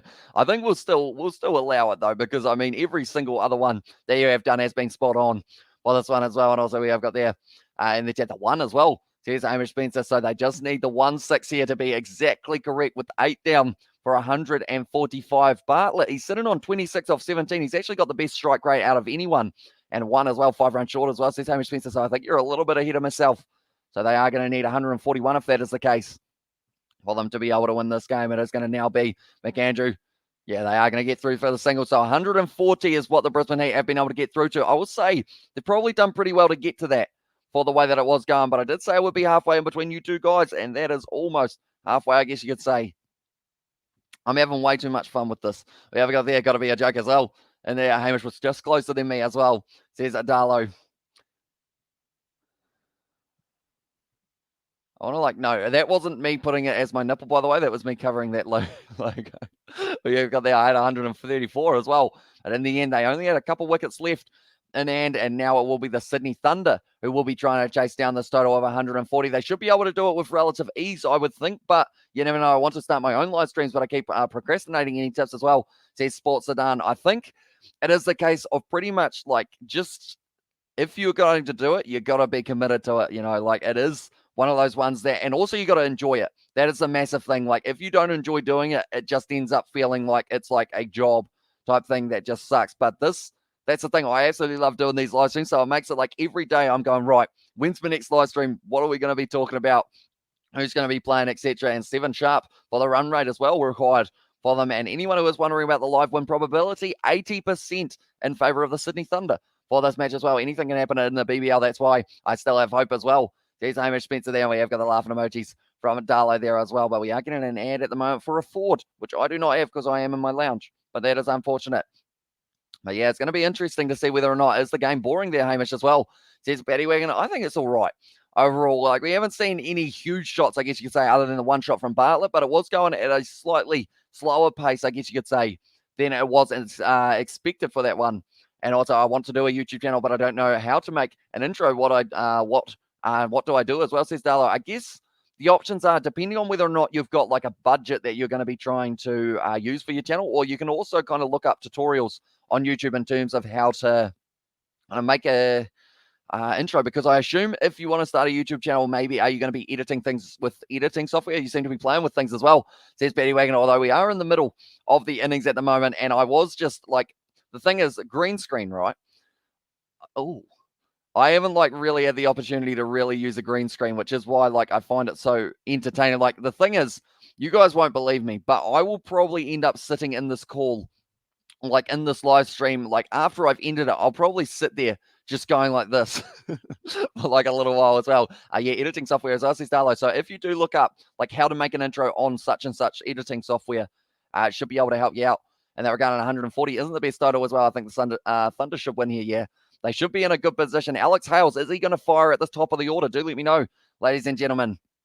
Now, yeah, just waiting for the second innings to get back underway. The Sydney Thunder, their lineup that they have gone with is going to be as follows. They have got Alex Hales, Sam Whitman. Also, it is Matthew Gilks did drop a catch in the field, but he will be hoping to get a decent amount of runs off the bat. Sam Billings as the wicketkeeper, he is going to be coming in at number 4. Then I've also got Alex Ross, who is the sweepologist, I believe is his nickname, if I'm not wrong there, from last year. And then also Daniel Sands, Ben Cutting, Nathan McAndrew, Chris Green, and then Sandhu Sanger as well. And then they have got Tremaine as an option that they will be using possibly in the latter stages. Because, of course, after the 10th over, you are allowed to super sub an X-Factor player in to your side as well. And DaVinci Resolve is a pretty good free editing software as well. Our rivals, Adobe as well, says Sports Sedan there. So, yeah, I guess it would just be the case of looking up kind of how to do it on that software. And I will ask the question, Sebastian, I know I was saying yesterday about possibly, signing up for some sort of Kiwi Lads role. Do you do video editing as well, Sebastian, out of curiosity? Or are you just like a Photoshop man or Photoshop wizard, I should say, as well? I'm just curious, for future reference maybe. But looking at this one, I am going to see what they were after 10 overs for this matchup, because of the factor that this game, pretty much what happens is 10 overs in, if you are more runs than your opposition, you get yourself a nice little cheeky bonus point for it as well. So pretty much after the 10 overs for them, they were sitting at 58 for 2. I'm going to write that down quickly. 58 for 2 is what they were sitting at. So they will need 59 runs in their first 10 overs if they do want to get that bonus point that will be on the cards. And then if they go on and win it from there, they will get the full points available. At the moment, the points table, as it is sitting, it is the Sixers sitting in first. They have got 4 points and they've got a net run rate. This net run rate's insane. They've got a net run rate of 7.6 as their net run rate. That is absolutely insane. And the Stars, unfortunately for them, they've almost shot themselves in the foot with the way that it has gone early on, because they are sitting with a minus 7.61 as well. I'm sure I could make it work. I'm a fast learner as well, said Sebastian. So, yeah, who knows? Maybe we could try and get you some sort of thing, because I love the fact that you've been committed to the channel so long, and I want to find a way of being able to repay you in some way of doing it. But we will have to try and work it out if you are keen on some sort of little job. Paid gig, of course. We would be paying you nicely. And also, I think my goal would be to use maybe $400 a month as going to apply for jobs in a week as well, says Darlow. I mean, if you were going to be using $400 a month, Darlow, you could certainly get yourself some decent equipment for that. Are you going to be doing like vlogs, or are you doing what's kind of the plan for it as well? They're talking to George Bailey. Is he still playing for the Hobart Hurricanes? Surely not. He has just been around for so long, but he's similar to Stephen O'Keefe. He's probably said he's going to retire, but he might not. He's the chairman of Selector, so he has had to retire, unfortunately, for them. But yeah, he is certainly a very talented player. And they did have Pat Cummins. He is going to be the captain of the Australians for this upcoming fixture of the Ashes. That is actually only around 24 hours and a few more hours away. It's actually 1 day, 14 hours till that one will be taking place, and that's going to be a very exciting game. Like I mentioned, we're going to be doing some sort of cricket 22 live stream alongside the commentary for it, having the scoreboard updating for you guys as well, so everyone knows exactly what is happening in that one. I may even try and get a George at sports vlogs and opinion videos as well, says Darlow. So yeah, I guess that $400 would go towards tickets for games and whatnot, wouldn't it, Darlow? If I'm not wrong, that was probably, I don't know what the prices are like in Australia, but I assume that would get you to quite a few games, hopefully. And how old are you as well, says Amy Spencer there. And in the chat, but nonetheless, we are just waiting for the second innings to get back underway. Speaking of retirement, I know I'm going to miss Chris Gale and DJ Bravo for the West Indies side as well. Yeah, it does suck that, unfortunately, we aren't going to get to see them in action anymore. I feel like Chris Gale, has he retired completely, Sebastian, or is it just, is it just the case of from international? I hope he hasn't retired completely, because he can still hit a long ball. He doesn't even run for the singles anymore, Chris Gale. He just kind of goes, you know what? If I hit it to the boundary, I hit it to the boundary. And also, we have got the Maccas and KFC will be a struggle to get $400 as well, says Hamish Spencer there. And that was actually what I was going to be doing for these live streams. George will be very happy about this, but pretty much every once in a while, I am going to have there. I don't know whether or not he will definitely approve of this. We're going to go like this, and we're going to go like this as well. I actually had this idea before the competition started, but I completely forgot about it up until this point, so I will put it down the bottom here for them as well. But pretty much, we're going to have a George KFC fund for these live streams. Every once in a while, we're going to be updating, and pretty much what it is at the end of the KFC Big Bash, we're going to get George some KFC with the George KFC fund as well. And I feel like George will start donating to his own KFC fund there. But if he is still watching, I don't think he will be, but I will tell him about it tomorrow. But pretty much throughout the whole season, we're going to have pretty much a kitty for George's KFC fund. And then we will get him a whole heap of wicket wings and a bucket of chicken and he will be doing a mukbang. Well, you guys are not really sure. I suppose we need to wait till the next Caribbean Premier League to see as well, says Sebastian. But I really hope that they do end up going through with it as well. But what we will normally be having is the lineups that are going across the bottom as well. I just didn't really have the time, but that's only going to be popping it across now, and then we will have it all sorted out next time. But George is going to get himself some nice KFC, nice bucket of chicken for the man at the end of the KFC Big Bash while we do the mukbang. Give him $1 for every 6 as well, says Sebastian. Oh, that could be a decent idea. Although, to be fair, that is, like, I mean, in this game it's all right because we've only had the 1 6 or 2 6s. But then in some of these games, we might end up having like 10. The KFC fund, we might actually end up giving George some sort of disease if we buy like $200 worth of KFC. But yeah, at this stage, 141 will be what is required. They need a total of 7 per over to be able to get it done for their side, but we will have to wait and see whether or not it will be the case. Do let me know, ladies and gentlemen, how quickly will they be chasing this down, or will they end up chasing it down? Darlow has their minimum wage during fast food is $15 per hour as well, says Darlow there. I'm excited to see how it does go for the second half of this fixture, because I always say second half as if it is rugby, but it is the second innings, and I am wondering, looking through the starting lineup for them, Alex Hales, I think, is going to get 20 runs, and then he is going to go out, and I'm going to say it will actually be Gilks who does perform with the bat. He did end up dropping a catch earlier on in the game, so I am assuming that he is due for it as well. But the live at the Gabba at 10 a.m. in Australia, that is when that game is going to be taking place for the Ashes, the very first one. Give it 16 overs as well, says Hamish as well. Working 8 hours a day is 3,360 a month as well. Says I think the Heat will be caught in the 18th over as well, says Sebastian there. So I feel like the common denominator at this stage is that the Brisbane Heat are going to be caught. Seems to be the one that we have got. How many wickets down are we saying that the Thunder will be? I am going to go they will be 3 down. I don't think they're going to lose a huge amount of wickets, and I think the sweepologist will hit the winning run for them as well, which is Alex Ross. Nonetheless, getting closer and closer. I feel like this is the time that we used to do on the KFC Big Bash live streams. We actually used to play Cricket 22 at halftime, didn't we? Maybe I will have to bring that one back if that is something you guys like to see. I remember that used to be the good way to fill in about 10 minutes. It's been so. Hopefully I'm wrong. And Darlow Sports Fan as well, or Darlow Fan Sport as well, says Amish Spencer there for when they are going to be caught. They are just showing all the wickets that they were able to get for themselves. There were quite a few. They were able to get them 8 down. The best performance were actually Heisler, and also it was Duckett, who was able to do decently in the middle order, but no one really firing at a huge rate until Bartlett made his way to the crease and he did this decently as well. They will lose 4 wickets as well. And also we have got there probably around 3 wickets, yes, as well. And that they're from Sebastian. But the win probability, 82% here for the Sydney Thunder to be able to get the win. If anyone's wondering why I'm disappearing, it is pretty much because I have to plug in my iPad. No, that doesn't really disappear, does it? I feel like I'm just going to be playing a game with myself after this live stream going, what disappears when I wave it quickly in front of this green screen? That sounds really dodgy. We'll take that statement back because it sounds like I could be talking about something else. But by that, I meant like pens and stuff, of course, including this pen. It's got some green on it, as you can tell.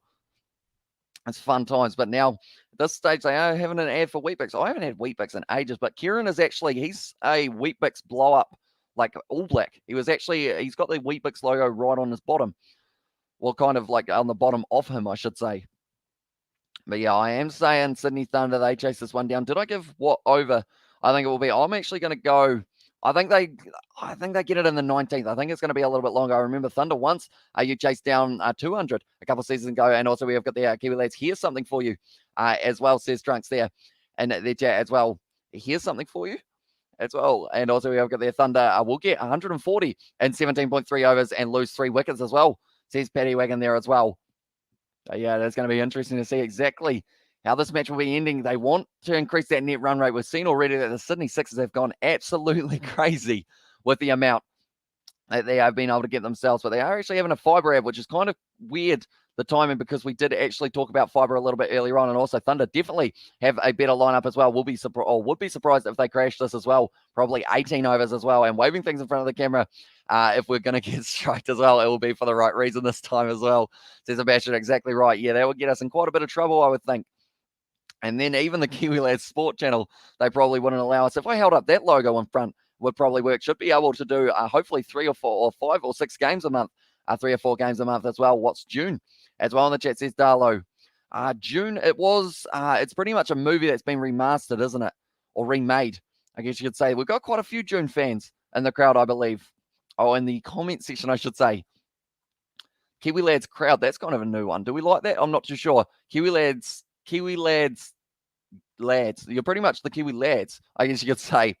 We also got there, since Rugby Pass is doing the greatest 15 challenge, here's mine 1. It's going to be Oost Duran 2. Is Sean Fitzpatrick 3. Is going to be Fran Connon 4. John Earls 5. Victor Matfield, very good player. Michael Jones, as well as the number 6 theory, Dusay Tour. Hopefully I pronounced that correctly. Zinzan Brook is number 8 as well. I feel like no one can really argue with that Zinzan Brook one. Definitely because he's just such a talented player as well. But now they're making their way back out onto the field, ladies and gentlemen. The second innings is about to be underway. Alex Hales, he can certainly hit a long ball, and he is going to be joined at the crease by Sam Witherman, who will be starting this one as well. Yes, Katie and David, I can tell you whatever you want about June. They're fanatics as well. Says Sebastian, they are indeed, and they will get 140 in 16.4 overs and lose 4 wickets as well. There's Hamish Spencer, definitely a decent shout. And also we have got there Just Van der Vesthuizen as well, and also Cliff Morgan. Oh, tennis Cliff Morgan, that is a big shout. Chetland Colby as the number 11. Then we have got there as well Christian Cullen, John Olomu, Brian O'Driscoll, Tim Horan, and then the subs are going to be Keith Wood, also Beast, and there Graham Price, Martin Johnson, and also Hales will get 60 runs as well. Says it was Hamish Spencer. What did I say? I said that he was going to get himself 20, didn't I? And also we have got there Dan Carter off the bench, Richie McCall, Gareth Evans, or Edward, sorry, and Martin Nonu as the man there with Trunks. Although one thing with Martin Nonu is you absolutely love seeing him paired up with, it was Ben Smith. No, not Ben Smith, sorry, Conrad Smith. They were the dynamic duo in the midfield. But Alex Hales here, could this be the dynamic duo? It's not Kawaja and Hales this time at the start of the order. It is going to be Sam Whitman. And also it will be Alex Hales who is out there. Sam Whiteman, sorry, I was saying Whitman, but he has got 38 matches played, total of 506 runs. It's very impressive for that one as well. And we have got there, he will get 82 as well, says Batty Wagon. So he will certainly be able to get off to a good start. It looks like Bartlett, he didn't just have a good day with the bat. Hopefully he will be able to have a decent day with the ball as well. But he is going to be bowling the opening over of this game. 12 wickets from 17 matches. So he's only played really 1 Big Bash season so far, but we are underway now. It's a good swing and delivery, and it is going to be just the dot ball straight away. Alex Hales on strike. For the early stage of this one, Tim Horan and Ray Garville were brilliant too as well, says Trunks there. Another chat, but yeah, I feel like I need to do more research on like the older cricketers, or not the cricketers, sorry, the older rugby players, because I have seen a few of the like classic matches, but I haven't really followed too far through and well as well. Says Hamish Spencer there. Wait a minute. I feel like an idiot. Oh no, please tell me he hasn't just gone out. He's probably just gone out, hasn't he? You're a little bit ahead, Hamish, I believe, but Bartlett now bowling. It's going to be out in the air, and that is going to be the wicket. Same dismissal almost as Chris Lynn, and Alex Hale, he is going to be on his way there. And also we have got that for say as well, says Darlow. So he got a duck, Alex Hales. No one would have been predicting that one, that is for sure. I think even me predicting 20 seemed like it was going to be a little bit too low, but he has gone out there, Alex Hales, and now it does mean that they've been able to pick up the early wicket. The Heat, oh sorry, as I says, no worries, mate. It is all good. Alex Hales, he has been able to just hit that one straight to the man who was at short. And tell you what, Bartlett was fired up for that one. Not only has he been able to have a decent day with the bat, he has started with the ball very nicely as well. They're going to need a few more wickets early on, though, for them to really make the impact. But the Sydney Thunder now dropping down to 69%. So they've dropped 13% for them to be able to just lose that wicket of Hales. And also we have got there, bye-bye, Alex. You only let down everyone watching the game. Jeez. Imagine if that's the text that he gets from his parents after the game. You got to feel bad for the man. Can we now as well? And also we have got there Philip Seller, Will Greenwood, and Gene de Villiers. Brilliant sentence as well. Hi, says Emma as well. Welcome into the live stream, mate. Thank you very much for tuning in. If you're new to the channel, be sure to leave a like and subscribe. We are going to be covering every KFC Big Bash game. And Alex Hales there, he's on his way.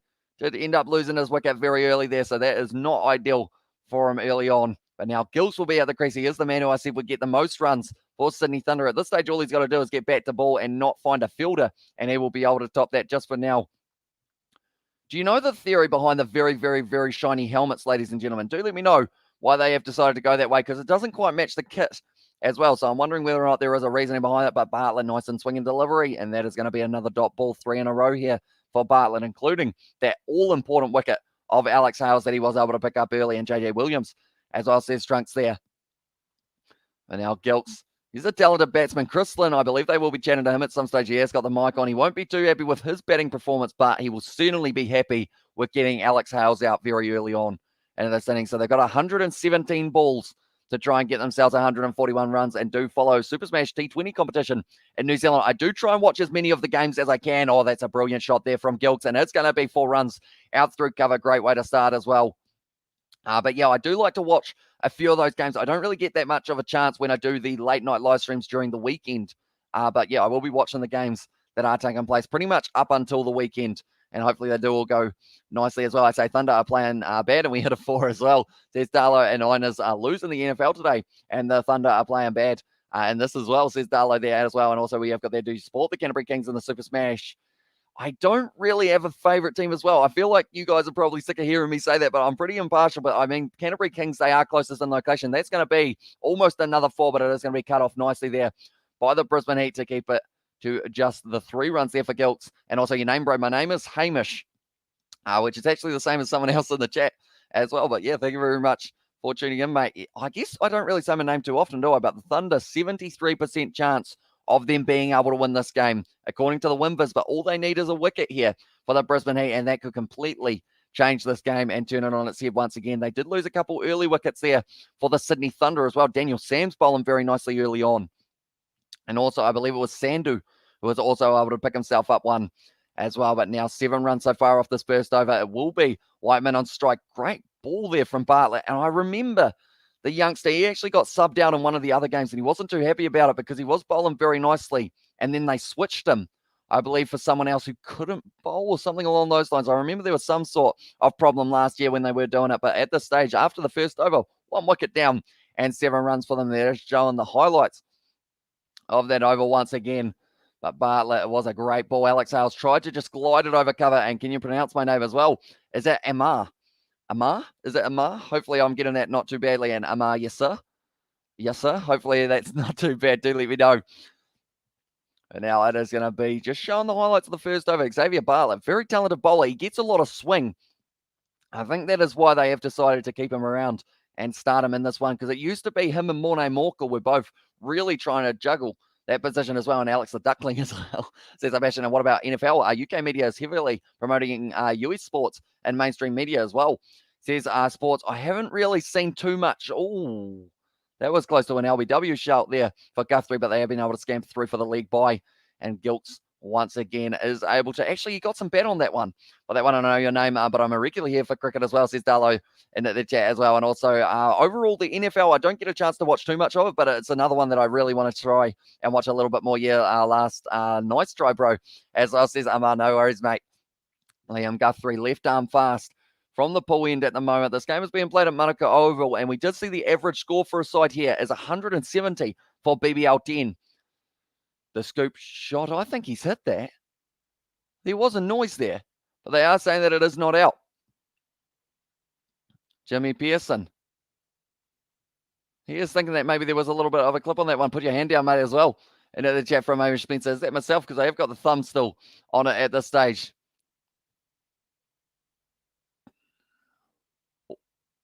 I think it's hit the glove. I think that could have easily been a wicket there, but they have said that it was not out, so it is going to be continuing. And Whiteman's still going to be at the crease here. Charging him once again, Guthrie now. It's going to be a nice shot out to square leg. That's going to be the boundary as well. That is insult to injury and a brilliant shot there. Can you pronounce my last name, Amish, as well? And also another keeper as well. Oh, for the keeper. And also we have got there. Is it? See, I feel like the thing is, it looks like grammar, but is it grammar, Sebastian? Or is it like grammar or something like that? I feel like that's not what it will be, is it? Oh.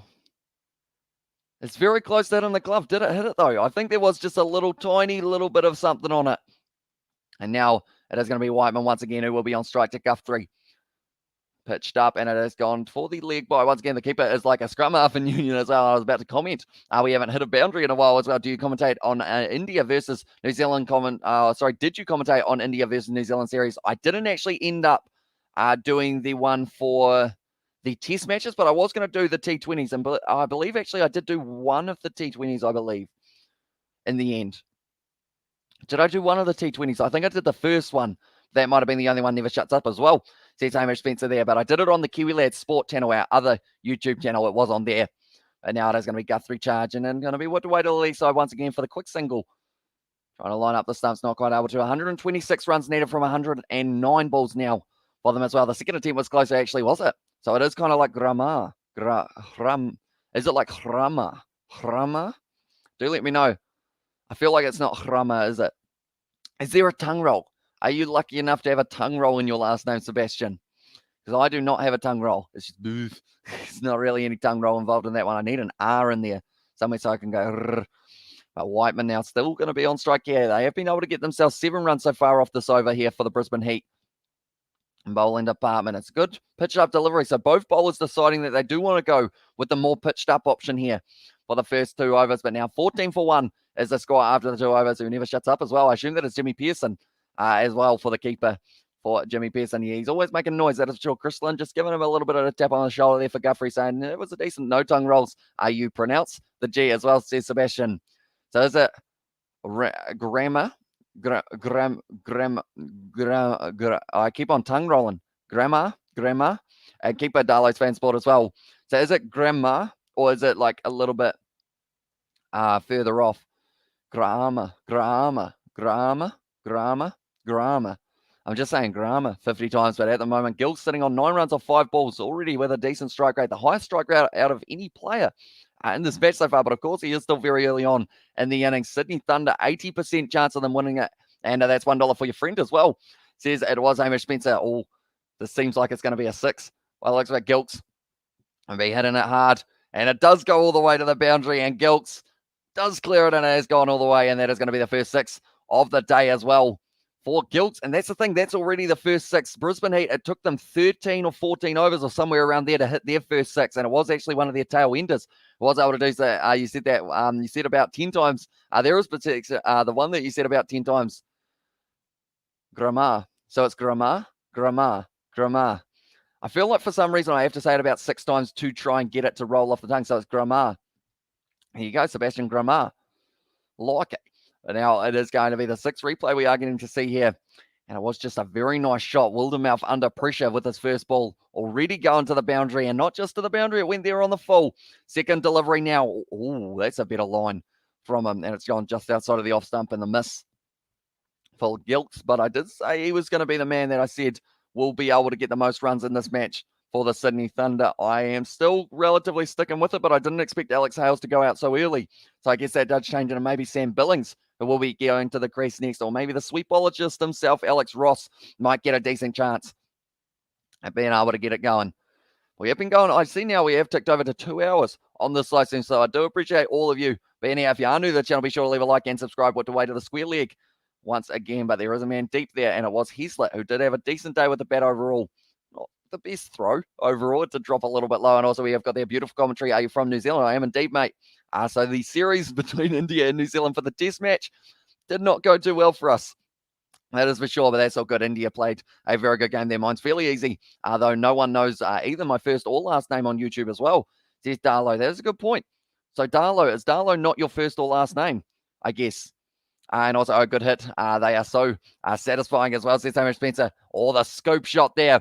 And it is going to be going just short of the boundary, but it is 1 bounce 4, and a great shot there from Whiteman, who has been able to make it to the boundary once again. Very nicely done. And the Thunder, they are on fire. They're going at 10 runs and over at the moment almost in the early stages. And now the chance of them winning this game is up to 88%. Ladies and gentlemen, I haven't fallen asleep yet as well, says Paddy Wagon. You're doing well to hang in there. This game seems like if they continue at the rate that they're going, they will be able to chase this down a lot quicker than we were anticipating maybe. But the big thing here is if they want themselves a bonus point, it is 58 runs that the Brisbane Heat were able to get. So they would need to be on 59 after the 10 overs to get themselves that super smash point, or the super big bash point thingy-mabob that they call it. But the Heat, after the first 2 overs, were sitting 1 for 13. And Jay Hayes, you're living in old, and your obsession with me is so weird as well in the chat there. We have got there, and also we have got there in the chat as well. Well done, Paddy Wagon as well. And also we have got there, what's the time in New Zealand, says Hamish Spencer. We are currently sitting at 11:13 at this stage. And also we have got there in the chat, no, I called my channel that because that's what my Insta used to be as well. And the chat says Darlow. Oh, yeah, it's going to be very interesting to see how quickly they can chase this one down. It is a dot ball, a much-needed dot ball there for the Sydney Thunder, because they're only going to be requiring, at this stage, like the current run rate, they're going very nicely, 8.82, and they need 6.76 from here on out to be able to win it Advancing down the wicket there. Nice shot there from Whiteman. And once again, it is going to be going through the gap. This is not the final ball of the power play. They still have one more over. They're going to be running a couple. And they're going to be getting back for the 3 runs there. Good running from the Sydney Thunder to close out that over. That one was expensive. And it did end up going for 14 for Wildermouth for his first one as well. Yeah, Hamish, how you doing as well? In the chat says, James, I'm doing pretty well, mate. Overall, I'm enjoying this game of rugby. I'm enjoying this game of cricket is what I meant to say. But I did end up still having rugby on the mind. My real name is James as well. Says Darlo there. And also we have got there, where are you from? Hamish Spencer as well, and he is from Oz. And also since Jay is not even in the chat at the moment, he's 5 minutes from the big man. It's a fashion, oh no. I feel like there's still that rivalry, isn't there? But hopefully in 5 minutes time, Drugs, we will be able to see you again. But the power play, we still got one more over for the Sydney Thunder. So at this stage, the Brisbane Heat, they didn't actually have 28 runs off their power play. So it is huge for them to already be sitting on this. The Sydney Thunder, Whiteman looks like he's going to be hitting the ball hard. Same with Gilks, both sitting on 16 and 12 runs off only the 8 balls for themselves. But now it is going to be Guthrie once again with the ball in hand. 7 runs for him off his first over. And now Chris Lynn, he's got some big decisions to make. When do you decide to bowl Majip? Because 113 more runs needed from 102 balls. I feel like Majip's got to be not too far away. You got to try and get one of these 2 men out early. Because we've seen Majip, he is a phenomenal bowler and he can pick up wickets, and that is exactly what they're going to need. Good catches, says Hamish Spencer. I feel like I'm still a little bit behind for that one, but it is going to be Guthrie now who will be charging in for his first delivery of the over. It's going to be nicely bowled from it. It's going to be out on the boundary, down square leg, and it is going to be taken there. And that was, in the end, I believe it was the man in the number 10 jersey, or he did come in at number 10, I should say, as well. I believe it is Kuhnemann who was able to take that catch, and that is going to be another wicket there for the Sydney Thunder as well. And also we go for there. I'll take, I guess, here, James Christian Smith as well in the chat from Sebastian for Darlow's real name. It was nicely struck by the man with a bat in hand, but unfortunately not quite struck nice enough there for Whiteman. And it did go out in prediction about the Ashes as well, says Amar. I think it is going to be Australia will win the first one just because it's going to be that home field advantage. And then I think they win the second as well, but then England win the third. And then Australia win the last 2. I'm going to go, initials correct, those Seb as well. Says Darlo there. And also we have got the all right. I'll say it after you announce it as well. Says Hamish Spencer, no worries. And also we have got the initials correct, those Seb as well. 3 messages in a row from Darlo there in the chat. But yeah, I think I am, like, the thing is with Sky Go, I think I'm about 30 seconds behind or something like that, which does make it slightly annoying because we are like just that little bit further behind the live time.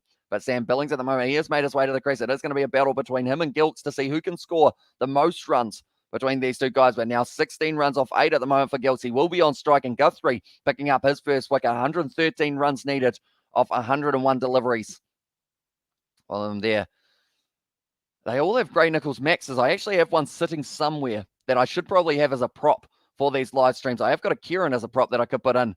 Now, once again, nice shot there through cover. Brilliant shot from Gilks. And that is going to be running away for the boundary. Once again, he has already had quite a few of them in this match. That is going to be his second 4, or sorry, his first 4. No, second 4, sorry. And also, he was able to get the 6 just a little bit earlier on in the innings as well. There we go. We'll put the Kieran up in the corner.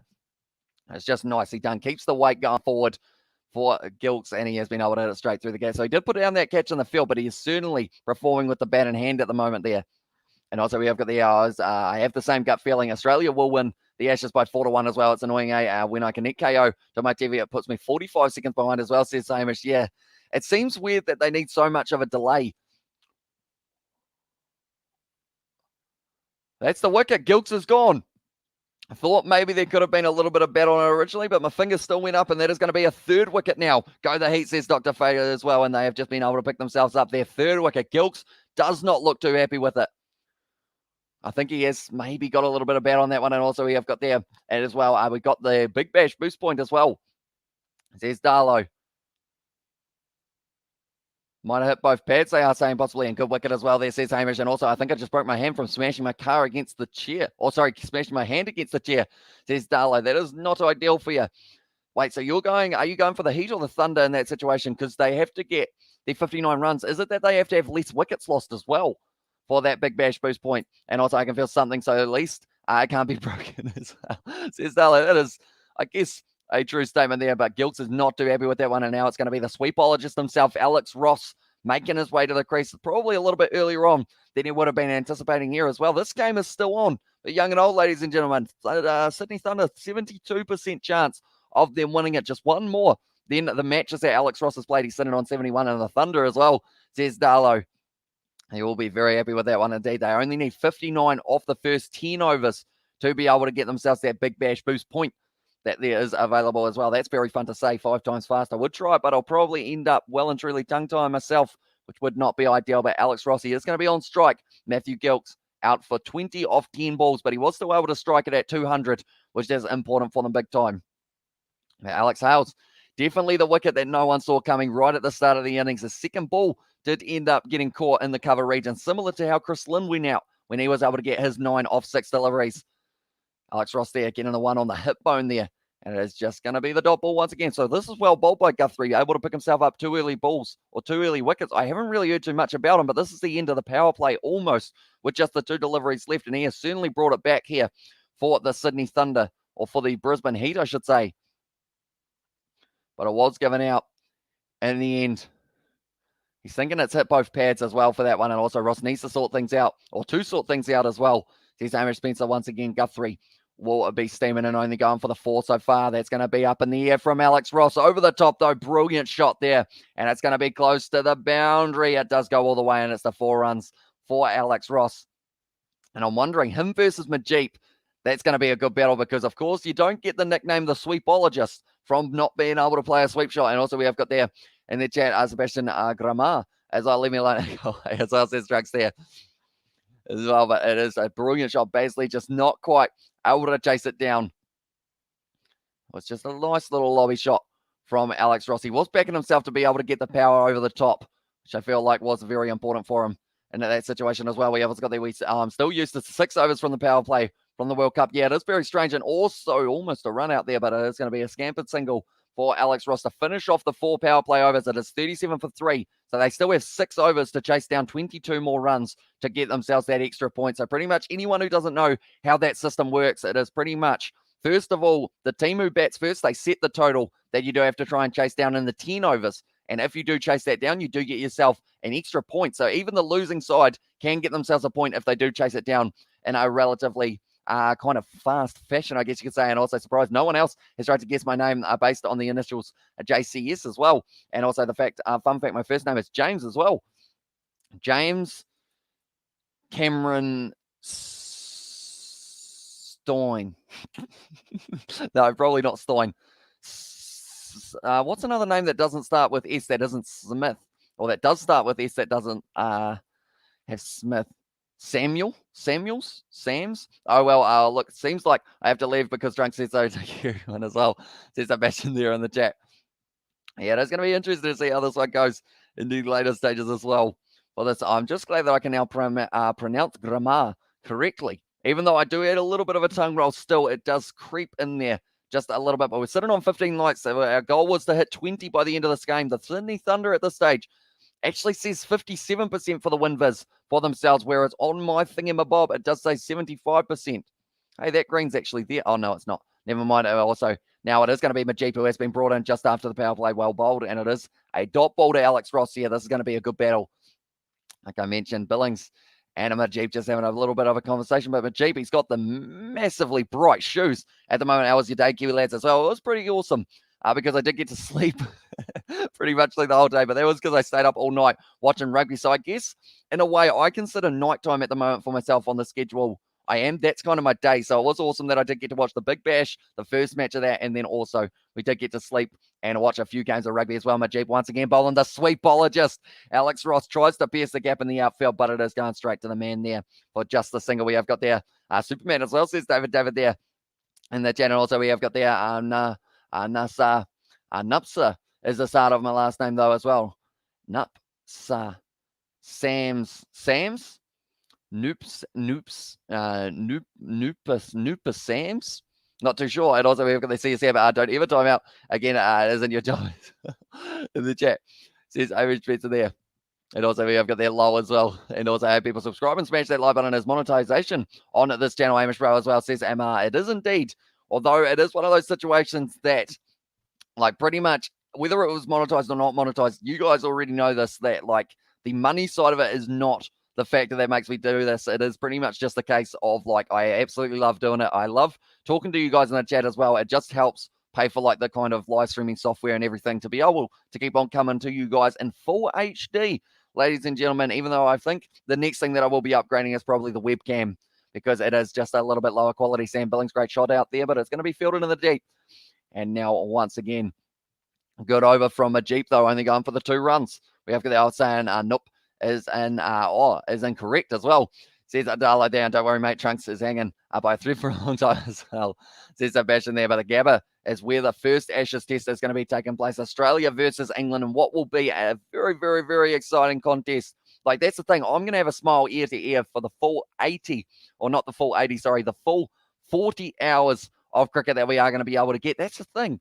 When you think about it, 40 hours of cricket times 5, we are going to have 200 hours of test match cricket between England and Australia, yet somehow we do not get sick of it.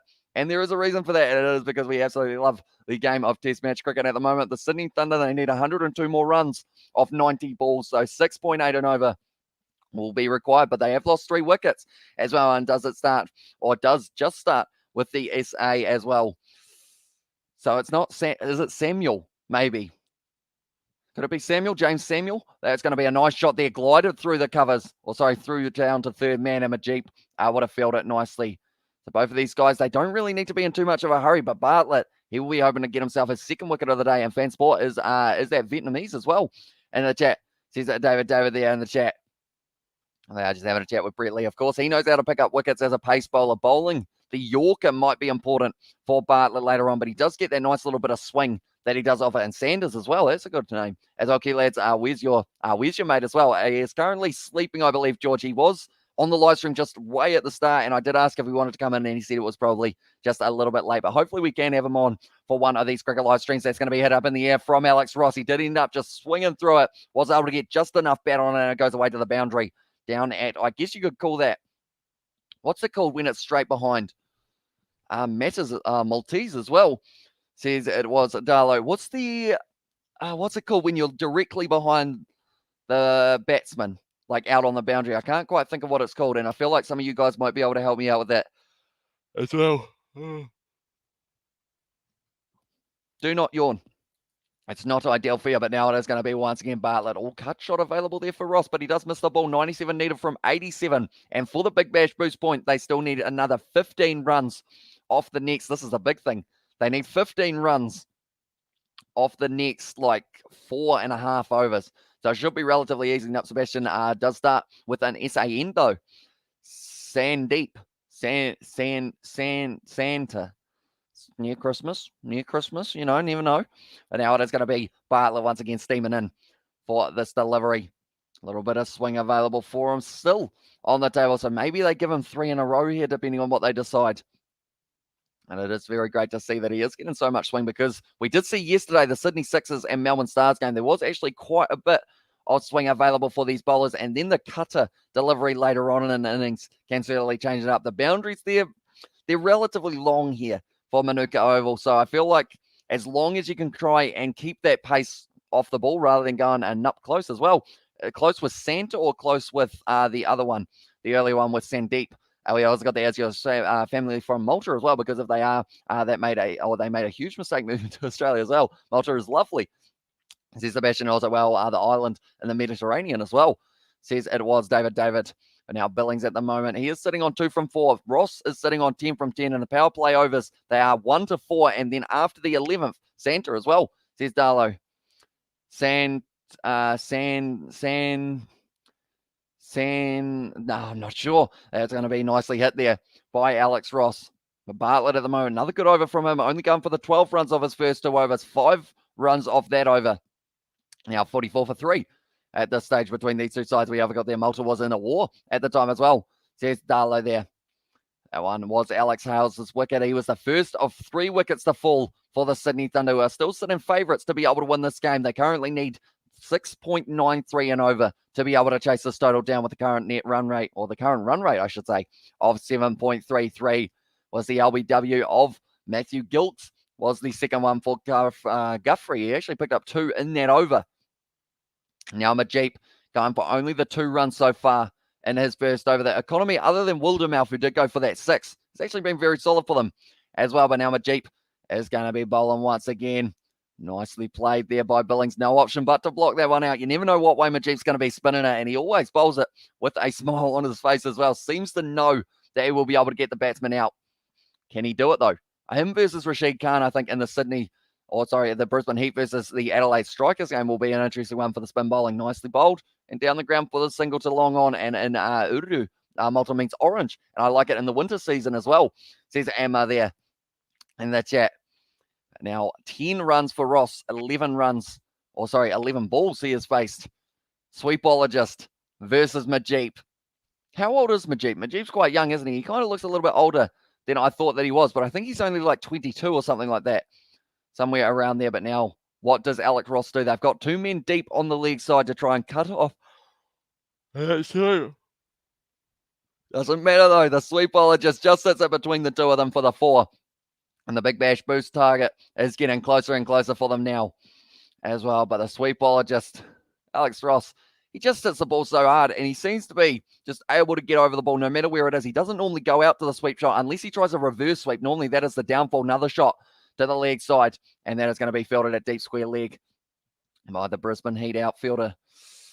It's going to be a close game. I feel like I'm still on the fence of if they get one more wicket here, the Brisbane Heat, that could well and truly make it just that little bit closer between the two sides. But at the moment, 91 needed of 80 balls. Thunder should be in the box seat, but I'm still slightly in the middle. Malta was an island fortress during World War II as well. Nicely bowled there by Majip, and it is going out deep cover way for another single. What language do you speak in Malta? Except Maltese as well. I'm guessing Italian, since they are close to Sicily as well. Go and Slipro as well, says Amar, although it is only because of the lights normally. This little one here seems to really end up making my eyes just want to close themselves. But the good news is we have got plenty more time to be able to sleep when we do get through this live stream. And then we have got their next one tomorrow night with the Renegades taking on the Adelaide Strikers. We have got their Maltese and English as well. That's got to be worth a shout there. They're saying just a little bit high, I believe.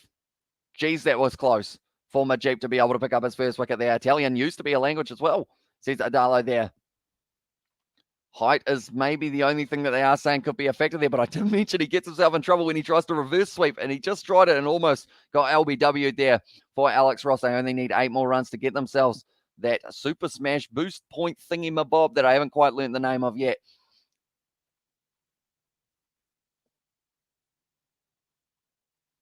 It's hitting middle and off stump there.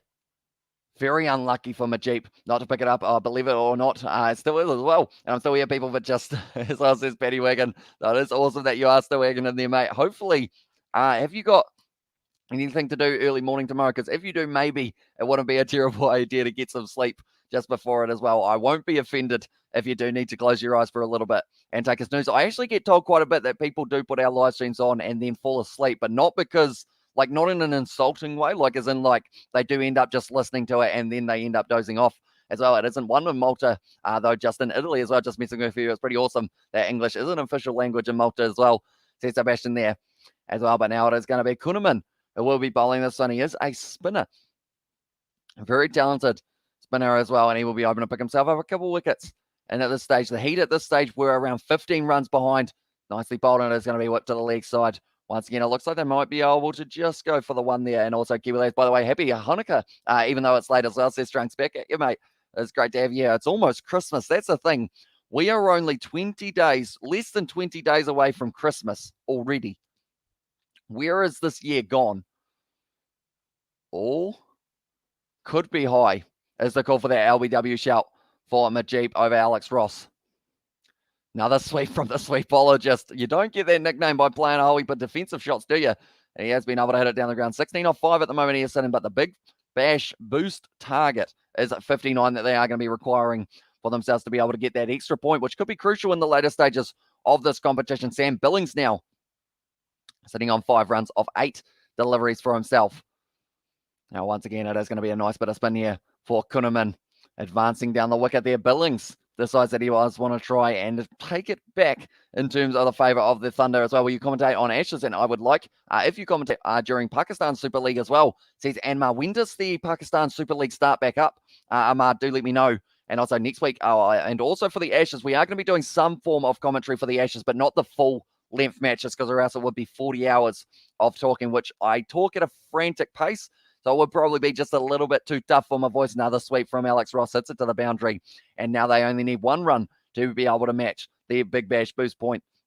I follow the faith of Judaism, so I celebrated as well. Says Drunks Down. Also, we have got there. I was an educated guess, though, when I went to Valletta as well. I heard a lot of Italian being spoken as well. And wait till my birthday. I consider myself 14, but I'm actually turning 14 then as well. Says Darlo. So your birthday. They didn't give it. Another close one there for Kunaman. It might have been sliding down leg side there. And yeah, a lot of people do still speaking in Malta as well. But yeah, your birthday. So what date is your birthday, Darlo? Do let me know. So it is a week till your birthday. So is it on the 13th? Oh, tell you what. That's probably hitting leg stump as well. We have got there. If you were to do Ashes, do like a morning session as well, says Hamish. Yeah, it would either be probably the morning session or the late night session, or maybe the middle session, and we would do kind of like that Cricket 22 alongside it. Like I mentioned, and son, one day, if you're lucky, you're going to find a girlfriend, and when you and Trunks you'll realize how childish she wants her as well. Says David there in the chat. And also we have got the as well, says Darlo, although Darlo isn't actually Trunks, I don't believe. But now at this stage, it's a good shot there. Once again, nicely done, Alex Ross with the sweepologist nickname well and truly in full effect for the early stages of this one. He's moved up to 21 runs, and they need 82 now from 72 as well there. And Basley now, he is going to be bowling. He hasn't bowled yet in this matchup. 8 overs down. They have been able to get that Big Bash boost point that they did so require, but now they want to go on and win themselves the game at the same time. The net run rate is absolutely phenomenal for the Sydney Sixers, sitting at plus 7.6, which is an absolutely insane number to be able to have. And the Thunder gain the Big Bash boost point. So the Sydney Sixers also able to get that Big Bash boost point earlier on in their game up against the Stars. And yeah, to be honest, I get I don't get how some of my fellow Aussies can watch a test match for a whole day as well, says Hamish Spencer there. And also we have got I'll tell you the best story from Malta. The Coppers saw my weed bag and they called me over. I thought I was going to get arrested, but they told me just not to smoke it around the children. Legends as well. There you go, eh? Cops in different regions of the world. You try, like, that's the thing. Depending on what region you're in, like, you get a completely different reaction from the police. Like, the Kiwi cops overall, I think people say are pretty chilled out overall. But there's going to be another single hit down the third man. There is just a one man down there, and 81 more runs needed from 71 balls. My actual name's James, by the way. 23. Also, I'm not that young as well. Says it was in there. I don't believe that as well. So 23rd of December, is it? So that's very close to Christmas if it is. Now Basley currently sitting at 1 run off his first ball of his over. He needs to make sure that they get another wicket within, I would say, before 10 overs. If they can get another wicket, they are still right in this game. But at the moment, it is going the way of the Sydney Thunder. Another drop ball, though, hitting the pad and not really rolling anywhere other than to the man at short mid-wicket, Max Bryan, who wasn't really able to deliver when it was coming to the bat, unfortunately for him. But hopefully, he will be able to find some form a little bit later on in the season. I'd love to go to Malta one day. Looks beautiful as well. And Kiwi cops and USA are the best. Aussie cops, UK cops suck nowadays as well, says Trunks. And also, I'm in year 8, December 13th as well. Says Darlo, so you are only 1 week away from being able to have your birthday. Have you got anything planned for it? Do let me know. But Basley there with the slow ball. It's gone down the leg side, though, so that is going to be considered a wide. And he will have to bowl that one again. Now, 80 runs needed from 70 balls. It should be relatively comfortable for the Thunder as long as they don't lose 2 wickets or so in a hurry, because at the moment, Billings is at the crease. He has faced he's faced 10 deliveries, got 6 runs, and then also Alex Ross sitting on 22 off 19 deliveries. They've also got, who else have they got? They've got Daniel Sams, Ben Cutting. Daniel Sams can actually hit a bloody long ball. That man, he is very good when it comes to his long ball hitting. In fact, I remember that game a little while ago. He just hit a whole heap of 6s in a row, and it's really awesome, David. Lovely beaches as well. And if you caught if you're caught with a small amount of weed in Australia, I think you get a massive fine, and it's confiscated off you. But it's a sizable amount. You go to jail as well. And happy early birthday, Darlo, as well there. And also, it is really awesome. And going to bowling as well. We were going to go bowling for my birthday, but in the end, with George working, we did end up having to give it a miss. But hopefully near Christmas, we will be doing a little bit of bowling or something along those lines with the lads we have got there. See you again till then. Bye and take care of yourself as well. Back at you, Emma And thank you very much for tuning in, mate. It is hugely appreciated. Another dot ball there for Ross. So at the moment, Basley only going for the 3 runs off his first 4 deliveries. So he needs to close out this over well. And in Australia, we're actually allowed 50 grams of cannabis per person as well. And take care, and there from Sebastian as well. How much is 50 grams?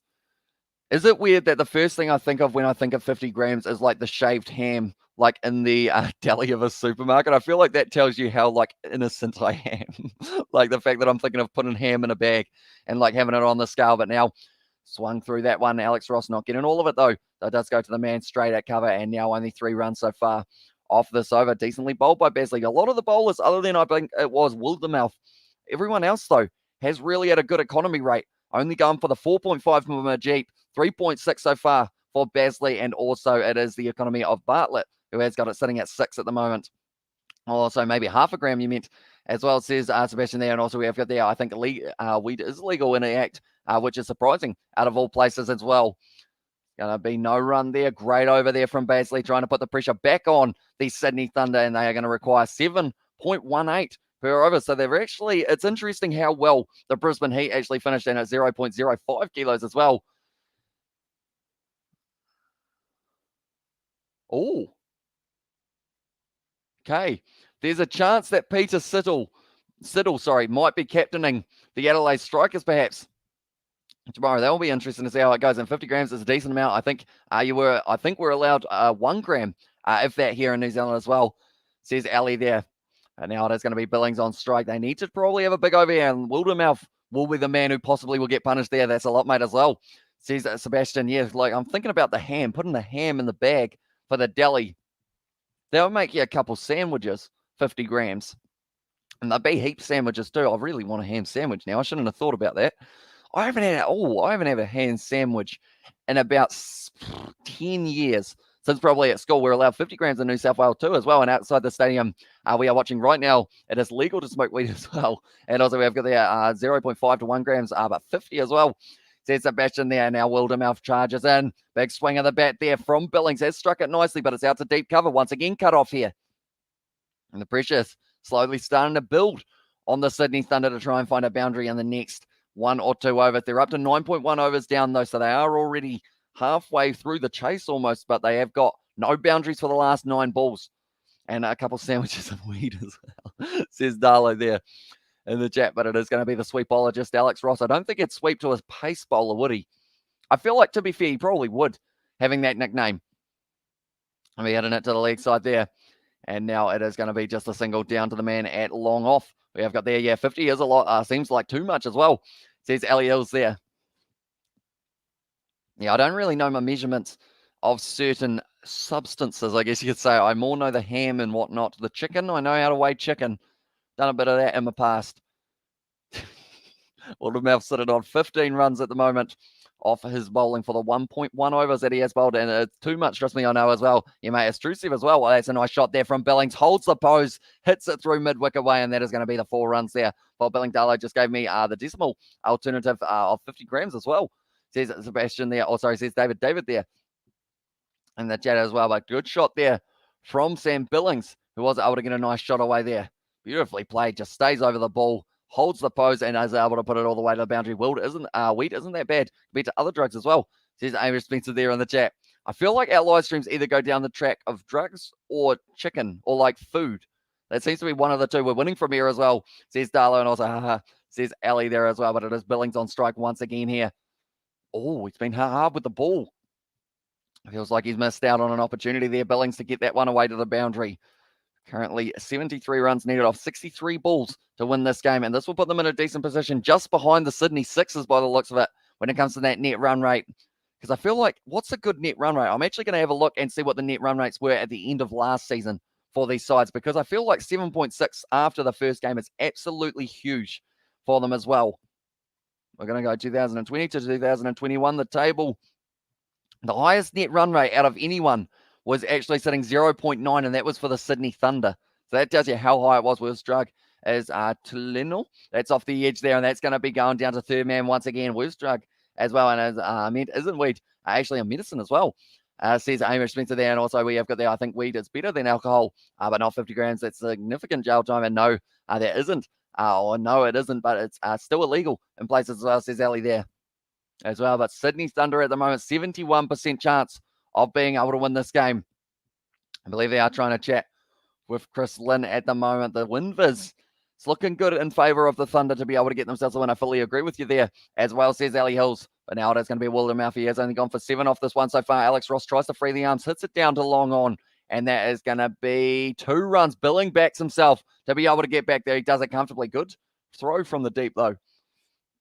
Halfway mark, 70 runs for 3 after the 10 overs. So they pretty much are completely on par with what they need. They need 141 runs to be able to win this game, and they are now going to require another 70 of the next 60 balls as well. And yeah, it's still illegal in a few states. Not sure as well. And Hamish, please predict who will win the Big Bash League. I'll be bold and predict now as well, says Coding. I would say for myself, the KFC Big Bash, like, it's hard not to back the Sydney Sixers, just the way that they have been going. And also that massive win that they got themselves. Like, they scored their highest ever score at the SCG. They scored their highest ever score in their kind of club's history. They're going to be a hard side to beat. I think they are going to make it through to the final, but I'm not sure who's going to be there with them. And that is why it's going to be so exciting as well. And also we have got the in the chat, we've won as well, says Darlow. And in the chat, although, to be fair, everything that you have said in favour of them bowling did happen, or the kind of the opposite. So does that mean that the opposite of you saying we've won does mean that the Brisbane Heat are going to be able to win this one? Maybe the reverse psychology there. And also we have got the didn't take too long to go from cricket to cannabis, as I said, David. Took a matter of about 4 seconds. So, and all of a sudden it was well and truly all. We have also got the hence alcohol poisoning, but I don't see weed poisoning being a thing as well. And they need 69 runs and it's 7.3 overs as well, says Paddy Wagon. So yeah, 70 from 60 now for themselves, and it will be interesting to see how it does end up ending for themselves as well. But unless anyone who is new to the channel, be sure to leave a like and subscribe. It is hugely appreciated, you guys all being here for this KFC Big Bash matchup between these two sides. The game that we are covering tomorrow is going to be the Renegades taking on the Strikers. Should be a very exciting game for that one as well. But nonetheless, now we are just waiting to see exactly who is going to be winning this game. The Sydney Thunder, if they can get out of this with a net run rate of about -2 or +2, they will be pretty happy with that. Isn't seam spelt seam as well? And there says Darlow, it is indeed, if we're talking about the seam of a cricket ball, but if we're talking about like seam as in like seems to be, then you are talking SEEM as well. We also got there, what do you want? What do you want to do when you finish school as well? Says David over there asking Darlow. But yeah, at the moment, 70 runs needed from 60 deliveries here. It should be doable for the Sydney Thunder from here. They have got a very high chance of winning this game. It is Drinks at the moment, 88% chance of them being able to win this one. And I wouldn't know how many states is illegal in, but no one can tell, or no one who can do anything about it here in New Zealand wants to make it legal as well, says Ali Hills. Because I know that they had kind of like that one a little while ago. We're also 3 likes away from our like goal for the stream as well, says Ali. So if you haven't already, be sure to leave a like and subscribe. It is hugely appreciated. Will you do live commentary for the biggest league, India Premier League matches on this channel? Please do it. It will get a huge audience from India as well, says Coding. It will depend on really the copyright system, because we have been struck when we do try and do a few of those other teams. So it depends on whether or not we do end up getting struck for that as well. Hit down the ground nicely, and that is going to be just the single once again. Wildermouth with a good throw, almost putting a little bit of pressure on the batsman to scamper through. But at the moment, Ross sitting on 25 or 24. No hurry at the moment for the Sydney Thunder. They can just keep tapping the ball around. It's only 10 difference between the balls left and the runs required, so they can just keep on going the way that they are. But we have got the everyone go please like. It will help us all. Thanks as well, says Betty Wagon. You heard the man. If you haven't already, be sure to leave a like and subscribe, because we are going to be covering every single game of the KFC Big Bash that we physically can. And also, we are going to be doing the rugby that is coming up soon as well. And now it is going to be bowled nicely. Basley gives it a bounce, and it is going to be now hit out by Alex Ross. He loves himself a shot on the leg side, and they're going to scamper through for the 2 here. So nicely run, and Ross moves up to 27. We have got the YouTuber, and don't know what else. Do something that uses my brain and doesn't do too many hours as well. And the chat says, Darla, yeah, I guess that's the thing. YouTube at the moment for myself, like, it is a completely full-time gig. Like, I don't really get too many days off. And there is 20 likes as well, says Paddy Wagon. So we've been able to smash it out of the park straight away for that like goal. So maybe we go for 25 by the end of this one now. But now it is going to be Basley once again. Oh, little cut shot there down to third man. Nicely played by Alex Ross once again. The partnership moves up to 43 runs off 43 balls. Now, in the first innings, it was the Brisbane Heat who were able to have a 50-run partnership, but it did take them around that 50 balls as well. And YouTube is hard to get into as well, says Hamish Spencer. It certainly is. You definitely need to keep that kind of consistency side of it going throughout the whole one. We also got there, Darlow. Who's your favourite cricket team? And there as well. And also we have got there all the best to you as well, says it was David to Darlow. And now at this stage, Billings is going to be on strike. He hasn't really looked like he's in any hurry at all to really get going. He has been able to himself 1-4. That one's going to be close to a shout for LBW. Just going down leg as the call from the umpire, I believe. And now, this stage, Basley, though, he's bowled 10 balls, only gone for 7 runs. 4 off this over so far. But he has got a very valuable dot ball for them as well. Yeah, would be great as well, says Ali Hills there. But Bartlett, he's bowled 2 overs. He was able to pick himself up 1 wicket. He has got 2 overs remaining. Guthrie has been able to pick himself 2 for 16 so far off his 2 overs. He can also bowl out another 2. And Majib only going for the 9 runs so far for his first 2 overs. He is a very economical bowler, and it's going to be important that he keeps that up. It's going to be whipped away to the leg side by Billing, out to deep mid-wicket. And it's taken nicely in the deep by a man who did go for a few runs off his first over, unfortunately for him. And he is a man by the name, I have to check it is Kuhneman. I have to make sure that I get the syllables in the right order. Working in disability is a good job and is rewarding as well. There's Hamish Spencer there, and also the Sydney Thunder is the side that Darlow goes for. Why are the Kiwis moving to France or Japan for the money in rugby? Is money not there in New Zealand? Yeah, there isn't a lot here in New Zealand in terms of like being able to make the huge bucks, but France pay well, and also Japan are also very good at paying. So that is why they have decided to go over there. For that one, another dot ball there for Basley. So after his 2 overs, only going for the 8 runs. A nice Darlow about rugby as well. Says Trunks there in the chat for who he does support. But it is looking like it is going to be a relatively easy win for the Sydney Thunder here, but it is still very hard to tell. Their current run rate is actually at 6.91, and the run rate that they require is 7. So they're just a little bit behind in terms of that. But at this stage of the game, they are about 15 runs ahead of what the Brisbane Heat was sitting. And also we have got there, I have a disability myself, but it is a good disability, Asperger's as well. And also we have got there, hi Mr. Scribbles in the chat from Paddy Wagon for that guy a little bit earlier on. He was writing a few messages in a row. I think Sebastian timed him out though, all that one. But now they are saying that they're going to be trying to take this match deep for the Brisbane Heat. So as long as the Sydney Thunder can get themselves going in the next couple overs, I feel like Alex Ross, he's getting 50. I'm predicting it now. There was no one able to get 50 for the Brisbane Heat, but he has got the potential, definitely with the amount of spinners that the Brisbane Heat have got. I think that he has got a good chance of being able to hit it all the way to the boundary a few more times and get himself a nice 50 for the side. But Trevor Bayliss, the captain, the coach of the Sydney Thunder, he would love to be still out there playing, I'm sure. It's going to be a reverse sweep there from Billings. It's hit the pad, and they are going to scamper through. Majib once again going to be bowling here, only going for the 9 runs off his first 2 overs. And it seems like now it will be a good opportunity to possibly try and get that breakthrough wicket. We have got to see New Zealand sportsmen play golf in their free time in New Zealand is popular in New Zealand, or golf is popular in New Zealand, and also at competitive level also. Yeah, there are quite a few people who play golf. We've got quite a few courses. So I feel like I'm not the best at golf, but I'm not terrible either. I haven't played in a while though. And also I agree with you. I used to work in with disabled students as well, and still trying to get back into the jobs as well, says Ali Hills. That's going to be another single run there by the Sydney Thunder. So Majib, he has got an important few spells of bowling. I did actually say for him that for them to have a chance of winning this game, I said that he would have to get himself, I think I said 4 wickets, but that might have been a bit of an exaggeration. But also I said he has to go for less than 24 runs in his 4 overs, and I feel like that statement still stands. Majib, reverse sweep there from Sam Billings. Thought it was possibly going to be hit in the stumps, but instead out to point, and he has been able to field it. The Reds will be good next year. They will be the best. Will be the best hope for Australia as well. Yeah, and they should be able to make it through to those quarterfinal and semi-final games. Hopefully, we do get to see them. Or hopefully, it's not 2 New Zealand sides in the final. I kind of want to see someone from either Australia or Fiji and Drua or Moana Pacifica making their way through. Majib ends up giving himself a bit of space there, Alex Ross, but it does go straight to the man once again. Fun fact, Hamish Michael Campbell is our most famous New Zealand golfer, wins the US Open as well. Says Trunks, he is a very good golfer. And I feel like even in the age that he is now, he probably still can get around the course. I wonder if he can still hit it under par. That would be a good question as well. Be sure to hit that like button and subscribe to the channel as a support. It's much appreciated as well. Says Sebastian, you hit the man. If you are new to the channel, be sure to leave a like and subscribe. And also, we have got the Asperger's is like a superpower for me, as I didn't have it. As if I didn't have it, think I wouldn't be as smart as I was. What I am as well, says Darlow there, and that's nice to hear. I hope you get back into it as well. Hamish, I played golf for years at club level as well, says David. I think we talked about your handicap another time, didn't we, David? In terms of how many you were going at about 20, I think it was, but that's going to be the 4 runs down the ground for Sam Billings. Nice way to finish the over of Majib, and now he has gone for 17 runs off his 3 overs.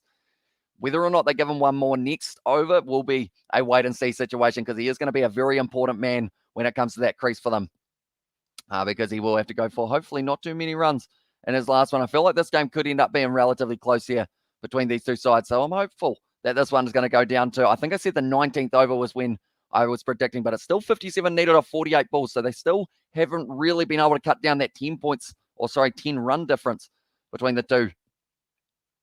Now I'm going to go like this, and we will go like this. I was just making sure we are all running smoothly. Thunder sitting 84% at the moment for their chance of being able to beat the Brisbane Heat here, and it looks like they're taking on the power play. So this is going to be huge. This 2 overs here could be the difference between winning and losing. We're choking as well, says Darlow.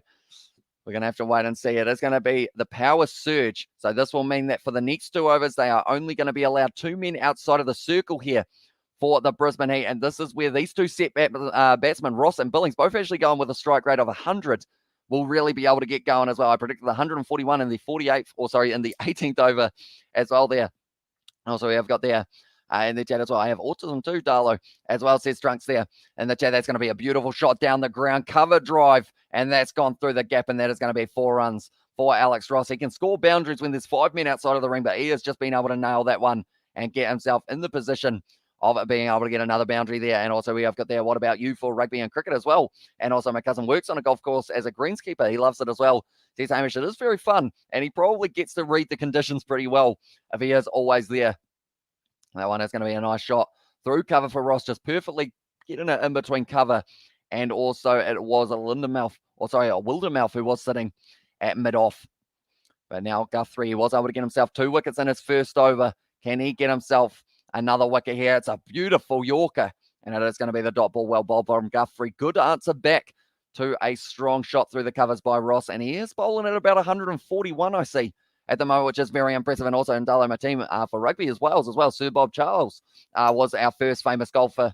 He's retired now. He was the first New Zealander in a golf major as well. British Opens in the 60s as well, says David. See, that's the thing. I do like watching a bit of golf, but me and George, I don't know whether or not this footage will be released. We played it on Xbox. We played Rory McIlroy, that golf game on Game Pass, and it was an interesting one. We didn't play it the way that you should. I'll just say that. Maybe I'll upload it. We'll wait and see. We have got their high or low functioning. As low is not great for you, but high is the best as well. Says Darlow there as well. But now it is going to be Alex Ross once again on strike, sitting on 36 off 33 deliveries here for Alex Ross. Looking strong. The sweepologist is just working hard to try and get a side to win. They're up to 51 more runs needed from 45 balls. We're getting closer and closer to the end of this one. We have got there. Contact me as well in the chat. And also you support in Premiership Rugby UK then as well, says Darlow there. Going to be well bowled. Just a little bit too full from Guthrie, and it goes through the gap. And once again down the ground, Alex Ross is able to find that boundary. He's sitting on 40 runs now, getting closer and closer to that half century. We've seen 2 half centuries so far in the BBL. 1 for Josh Phillippe and 1 for Moses Enriquez. Will we see one here for Alex Ross? Great shot down the ground, just ends up waiting for it. Just nicely strikes the ball. When it is a full toss, you're always going to get power on it. Just pierces that gap once again between cover and the man at mid-off, and is rewarded with another boundary. So they're almost down to only needing 1 run per ball for this one, but we will go like this. There we go. It has updated the scoreboard. It was a little bit behind for that one, but they need 47 now of 44 deliveries here for the Sydney Thunder to be able to get the victory. Guthrie going for 10 so far. That's a good shot once again there from Alex Ross, or is it? Yes, it is. It goes all the way for 6. Out point way. What a shot to bring up the 100 there for them. And now this over of Guthrie has been costly. 16 so far. Another dollar for you, mate, as well. Says Amish Pizza there. Also, we have got there. It's Asperger's high functioning, but I just got on with my life and don't let it get to me as well. And the chat as well. And we have got there 6 as well from Edward Sebastian. That is a brilliant shot from Alex Ross there. Just getting plenty of power on it, going all the way to the 6. And that is a great shot from him. He's hitting the ball well, and now he moves up onto 46 runs. He's getting closer and closer to that half century. And I agree, mate, helps your brain. A 2 as high functioning means you're smarter as well, says Darlow there. But 41 runs now required for them of 43. Once again, giving himself space, Alex Ross. And I believe Was that the first over of their batting surge? It was. So they have still got one more over that they will be able to try and strike at about that 15 or 20 and over. But the current partnership of 69 runs, they've been looking solid, him and Billings at the crease. And from there, they've just been able to hit boundary after boundary. The sweep bowler just sweeping like he always does. Couple boundaries out through the gap. And then also Billings. I believe Billings has only got himself maybe one boundary. No, sorry, 2 fours he has been able to hit so far in the Premiership. I like the Quins. Fun fact, Daryl Hamish, Katie Sebastian Grammar, the Kiwi Lad squad. Love the Quins as well, says Trunks there. And also we have got there Michael Campbell, won the US Open in 05. Only him and Bob Charles have won majors in New Zealand as well. They're living legends. Says David, but Ross here sitting on 69 off 58. They're Billings and Ross combo, that is. And 28 off 17 balls was Gilks and Whiteman's little combination that they were able to contribute to this chase for the Sydney Thunder. But they've brought up the 101 for 3 now. Come on, you Quins as well. Says Sebastian, of course, will be going for them in their game up against the Castres. And now it is going to be once again Kuhnemann who will have the opportunity to bowl. Alex Ross only 3 away from getting his half century here. He's sitting on 36 balls. He gives himself space, but he doesn't quite connect with that ball. Looked like he was going for it right there. Hi, bro. Love from India as well, says Mr. Clown. Welcome in to the live stream. I hope you are doing well. If you are new to the channel, be sure to leave a like and subscribe. It is hugely appreciated, all you guys being here for this live stream. And we have got plenty more Big Bash coming in the future as well. Hey, Sebastian Grammar, Quinn squad out as well. Good shot there from Alex Ross. That's gone all the way for 6. What a shot. He has just gone a half. It wasn't even really hard that he hit that ball, but he has just got it for 50. Well batted there for Alex Ross. And now he does move himself up onto 53 off 58. Or sorry, off 38 as well. And also we have got there, Bro as well, says Jai, welcome into the live stream. Hi, says Mr. Clown. And also I knew Ross would do something as well, says Hamish Spencer. And he hasn't just done something. There was a brilliant shot there from Alex Ross. He hardly even hit it, but it just went all the way for 6 and 6 as well in the chat. And 4th right, we're 8th, as I support the Falcons too. My family from up in Tyne as well. Says Darlow, it's going to be sweet bowler.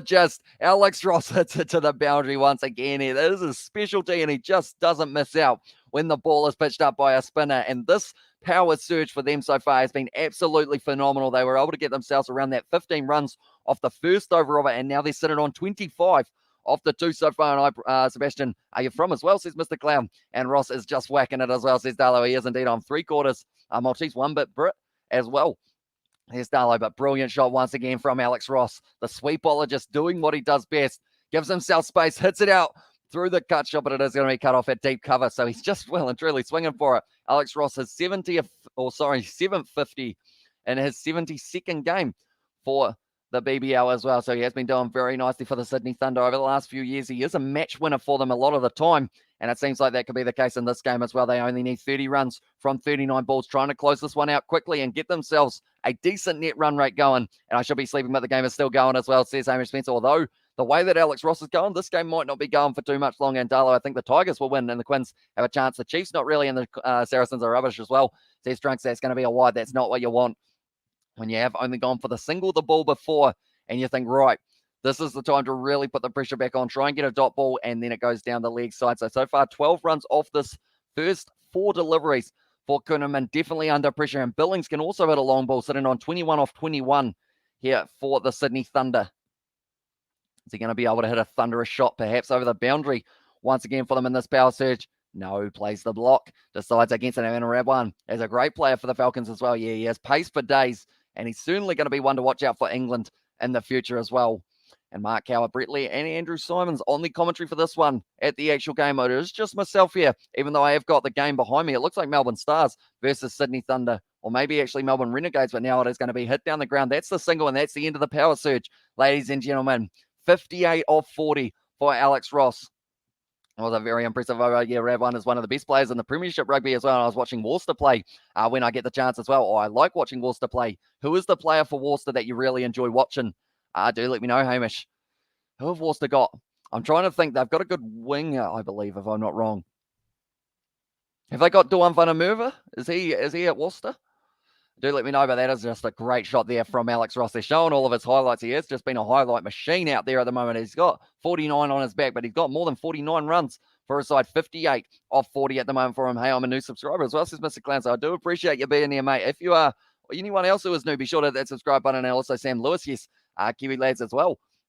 Says Trunks there in the chat, and Duan van der Merwe as well, says Sebastian. But yeah, anyone who is new, be sure to hit that subscribe button. We are going to be back tomorrow, and we will be covering the Big Bash once again. We are going to be covering every single game that we can physically cover on this channel, alongside all of our rugby and other sport that we normally cover as well. So if you are new, be sure to hit that subscribe button. But now it is going to be Bartlett. Important over here for him. He's only gone for an economy of 6 of his first 2 overs. But Billings, he will be just feeding the strike to Ross, or is he? He's just whipped it away to the leg side, out through the gap. And that's going to be the boundary out mid-wicket way. And it's another one for the Sydney Thunder. Now they're starting to really start going for it. They're only going to need 23 runs off 35 balls now. And does it count as me being a bit French if I have French blood in my 4th generation's back? Says Darlow, I guess so.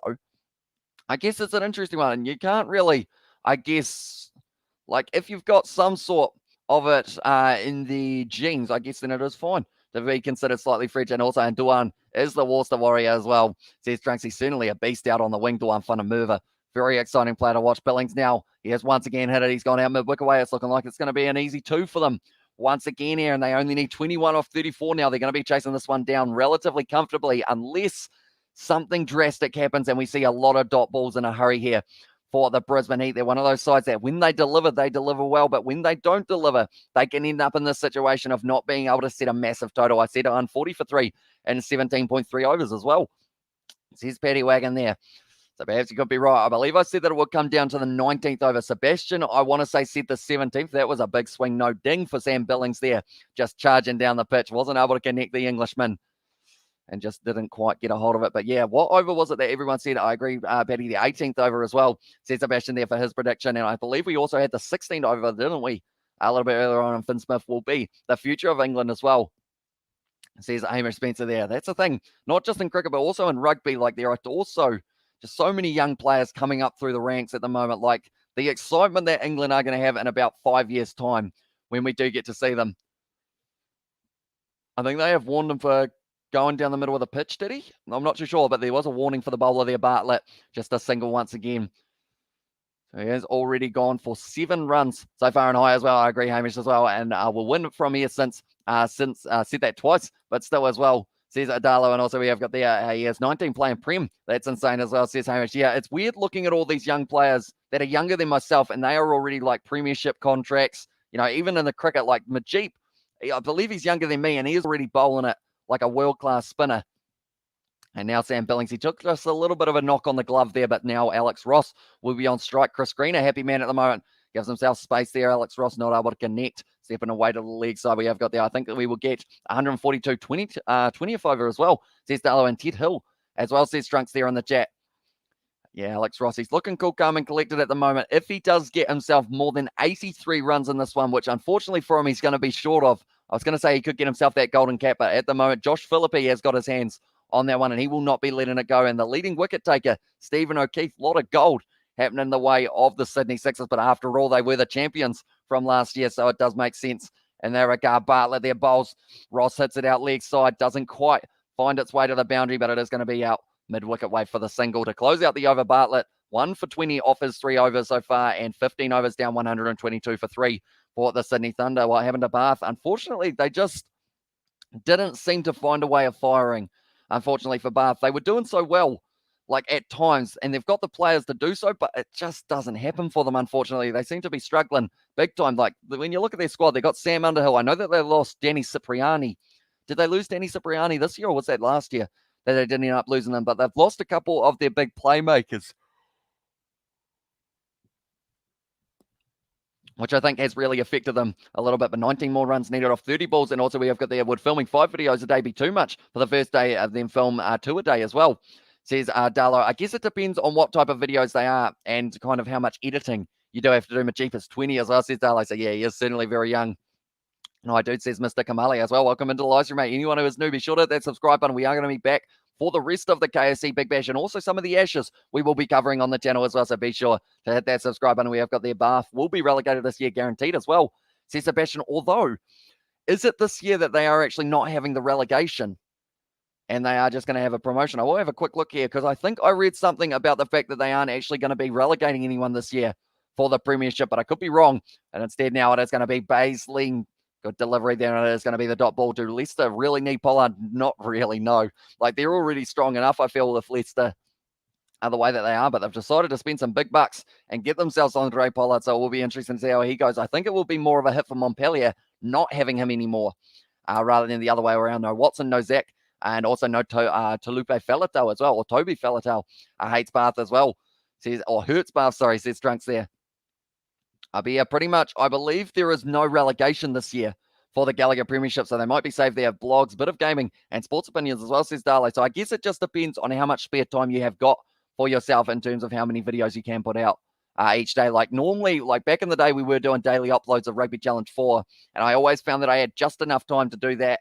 But yeah, overall, I'd say like one video a day for a start is probably a good like kind of way of getting you into the pattern of doing like daily uploads. And then from there, you could increase it to 2 if you feel you've got enough spare time to be able to do so. 18 runs required here off 28 deliveries. Billing on strike, 29 off 27 at the moment he is sitting on. So he's doing decently for a side, that is for sure. It's gone straight up in the air. And now at this stage, Jimmy Pearson lines it up. He's dropped it. Hasn't been able to take it there. Jimmy Pearson just didn't quite get onto it. And Billings has a lifeline and has been able to get through for the single. And they didn't have the relegation last year because of the way Saracens relegated, which is why Worcester are still in the Premiership as well. Says Sebastian should have 8 hours a day as well, says Darlow. So I guess, yeah, test yourself for the first week or so and see how it does go with uploading so often. And then from there, if you do find that you have got plenty of time, yeah, you could increase it to a couple videos a day if you so desire. But now Ross is going to be on strike, just running the single there. The ball was up in the air for a very, very long time. 8 hours work, 8 hours sleep, 8 hours doing anything else as well, says Darlow there. Running in once again there, Basley. He has been bowling very nicely so far. Should have picked up the wicket there. And now it is going to be Alex Ross. Hits it down to square leg. And that would just be the single once again. How good was Duan and Simpson try against the Wasps as well, says Sebastian. Or sorry, says Hamish. Tell you what, Duan Fundermerva for Scotland in the upcoming Six Nations. Like last year, he made an impact. This year, I feel like he's going to have an even bigger one because they've also got, like that's the thing, Scotland's backline. Stuart Hogg, Finn Russell, Duan Fundermerva, also Kyle Steyn might get himself a little bit of time there. And he's actually quite a good up-and-coming talent. Darcy Graham, like they've got all the talent there to be able to do great things. That's going to be a great shot there from Sam Billings all the way to the boundary. And that's going to be the 6 runs. He has struck that one beautifully. And he's looking towards his half century, perhaps, if he can get himself a couple more. But Billings just swinging through the line of the ball. 10 runs required now of 25. So he would need to get all of them and have a 6 to win the match, perhaps. And also, if they don't have relegation this year either, it wouldn't be fair to the championship squads fighting for a premiership spot, says Sebastian. I believe, if I'm not wrong, which I definitely could be, I'm often wrong. I think, if I'm not wrong, the team from the championship actually do get promoted. And they will have 14 teams in the premiership next year. And then they will have a relegation system once again. It's going to be advancing there. Sam Billings plays a sweep shot to a pace bowler. And that's going to be the 100 partnership between these two men. 77 balls they have been able to get it in. And it is very impressive indeed. We have also got there. This will be done in the next 2 overs as well, says Darlow. And also we have got there what's with South Africans going to Scotland as well, says Amish Spencer. I guess it is just...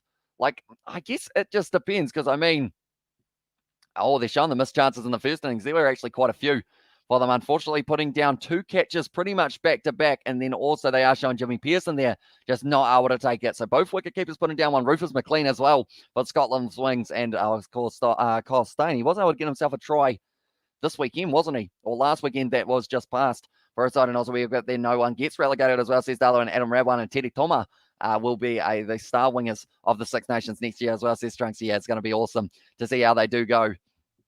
Like Adam Radwan and also, okay, it's going to be the power surge, is it? Yes, it is. It is the power surge. Wait a minute. Have they not actually done the power play yet? Is this now their power play here? Or do you actually? This is a good question. Can you take your power surge overs separately?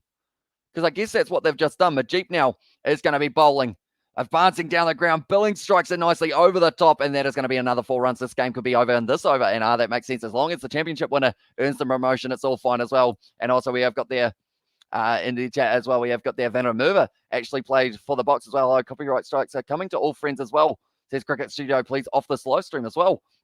Although we have actually had a chat with the Big Bash, and they are completely fine with us doing this one. So hopefully we will be all good in that regard. But we have what's got there. We're winning this over as well, says Darlow Sports fans there. And at the chat as well. But Bartlett not quite been able to get it over the line for this one. Majip, there is still one little moment as well. We're winning this over as well. And same with Robert Balakoon he's going to explode with Ireland as well. It's a big strike, not able to connect though for Billings. And because of that now, it does mean we have got there. Can you see the chat, mate, as well? Says Farouk, I can indeed, mate. And I hope you are doing well. And also we have got the cricket studio. Are you Indian as well? Says Emma. And also the school team, not the actual box. And yeah, Top gets promoted.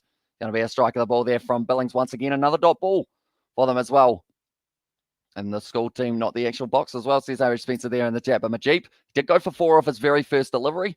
But then from there, he has done decently to be able to fire back with 3 dots in a row here. Advancing down the wicket. There's going to be no run there. Oh, decent chance for Pearson there. And something's going on. I don't like it as well.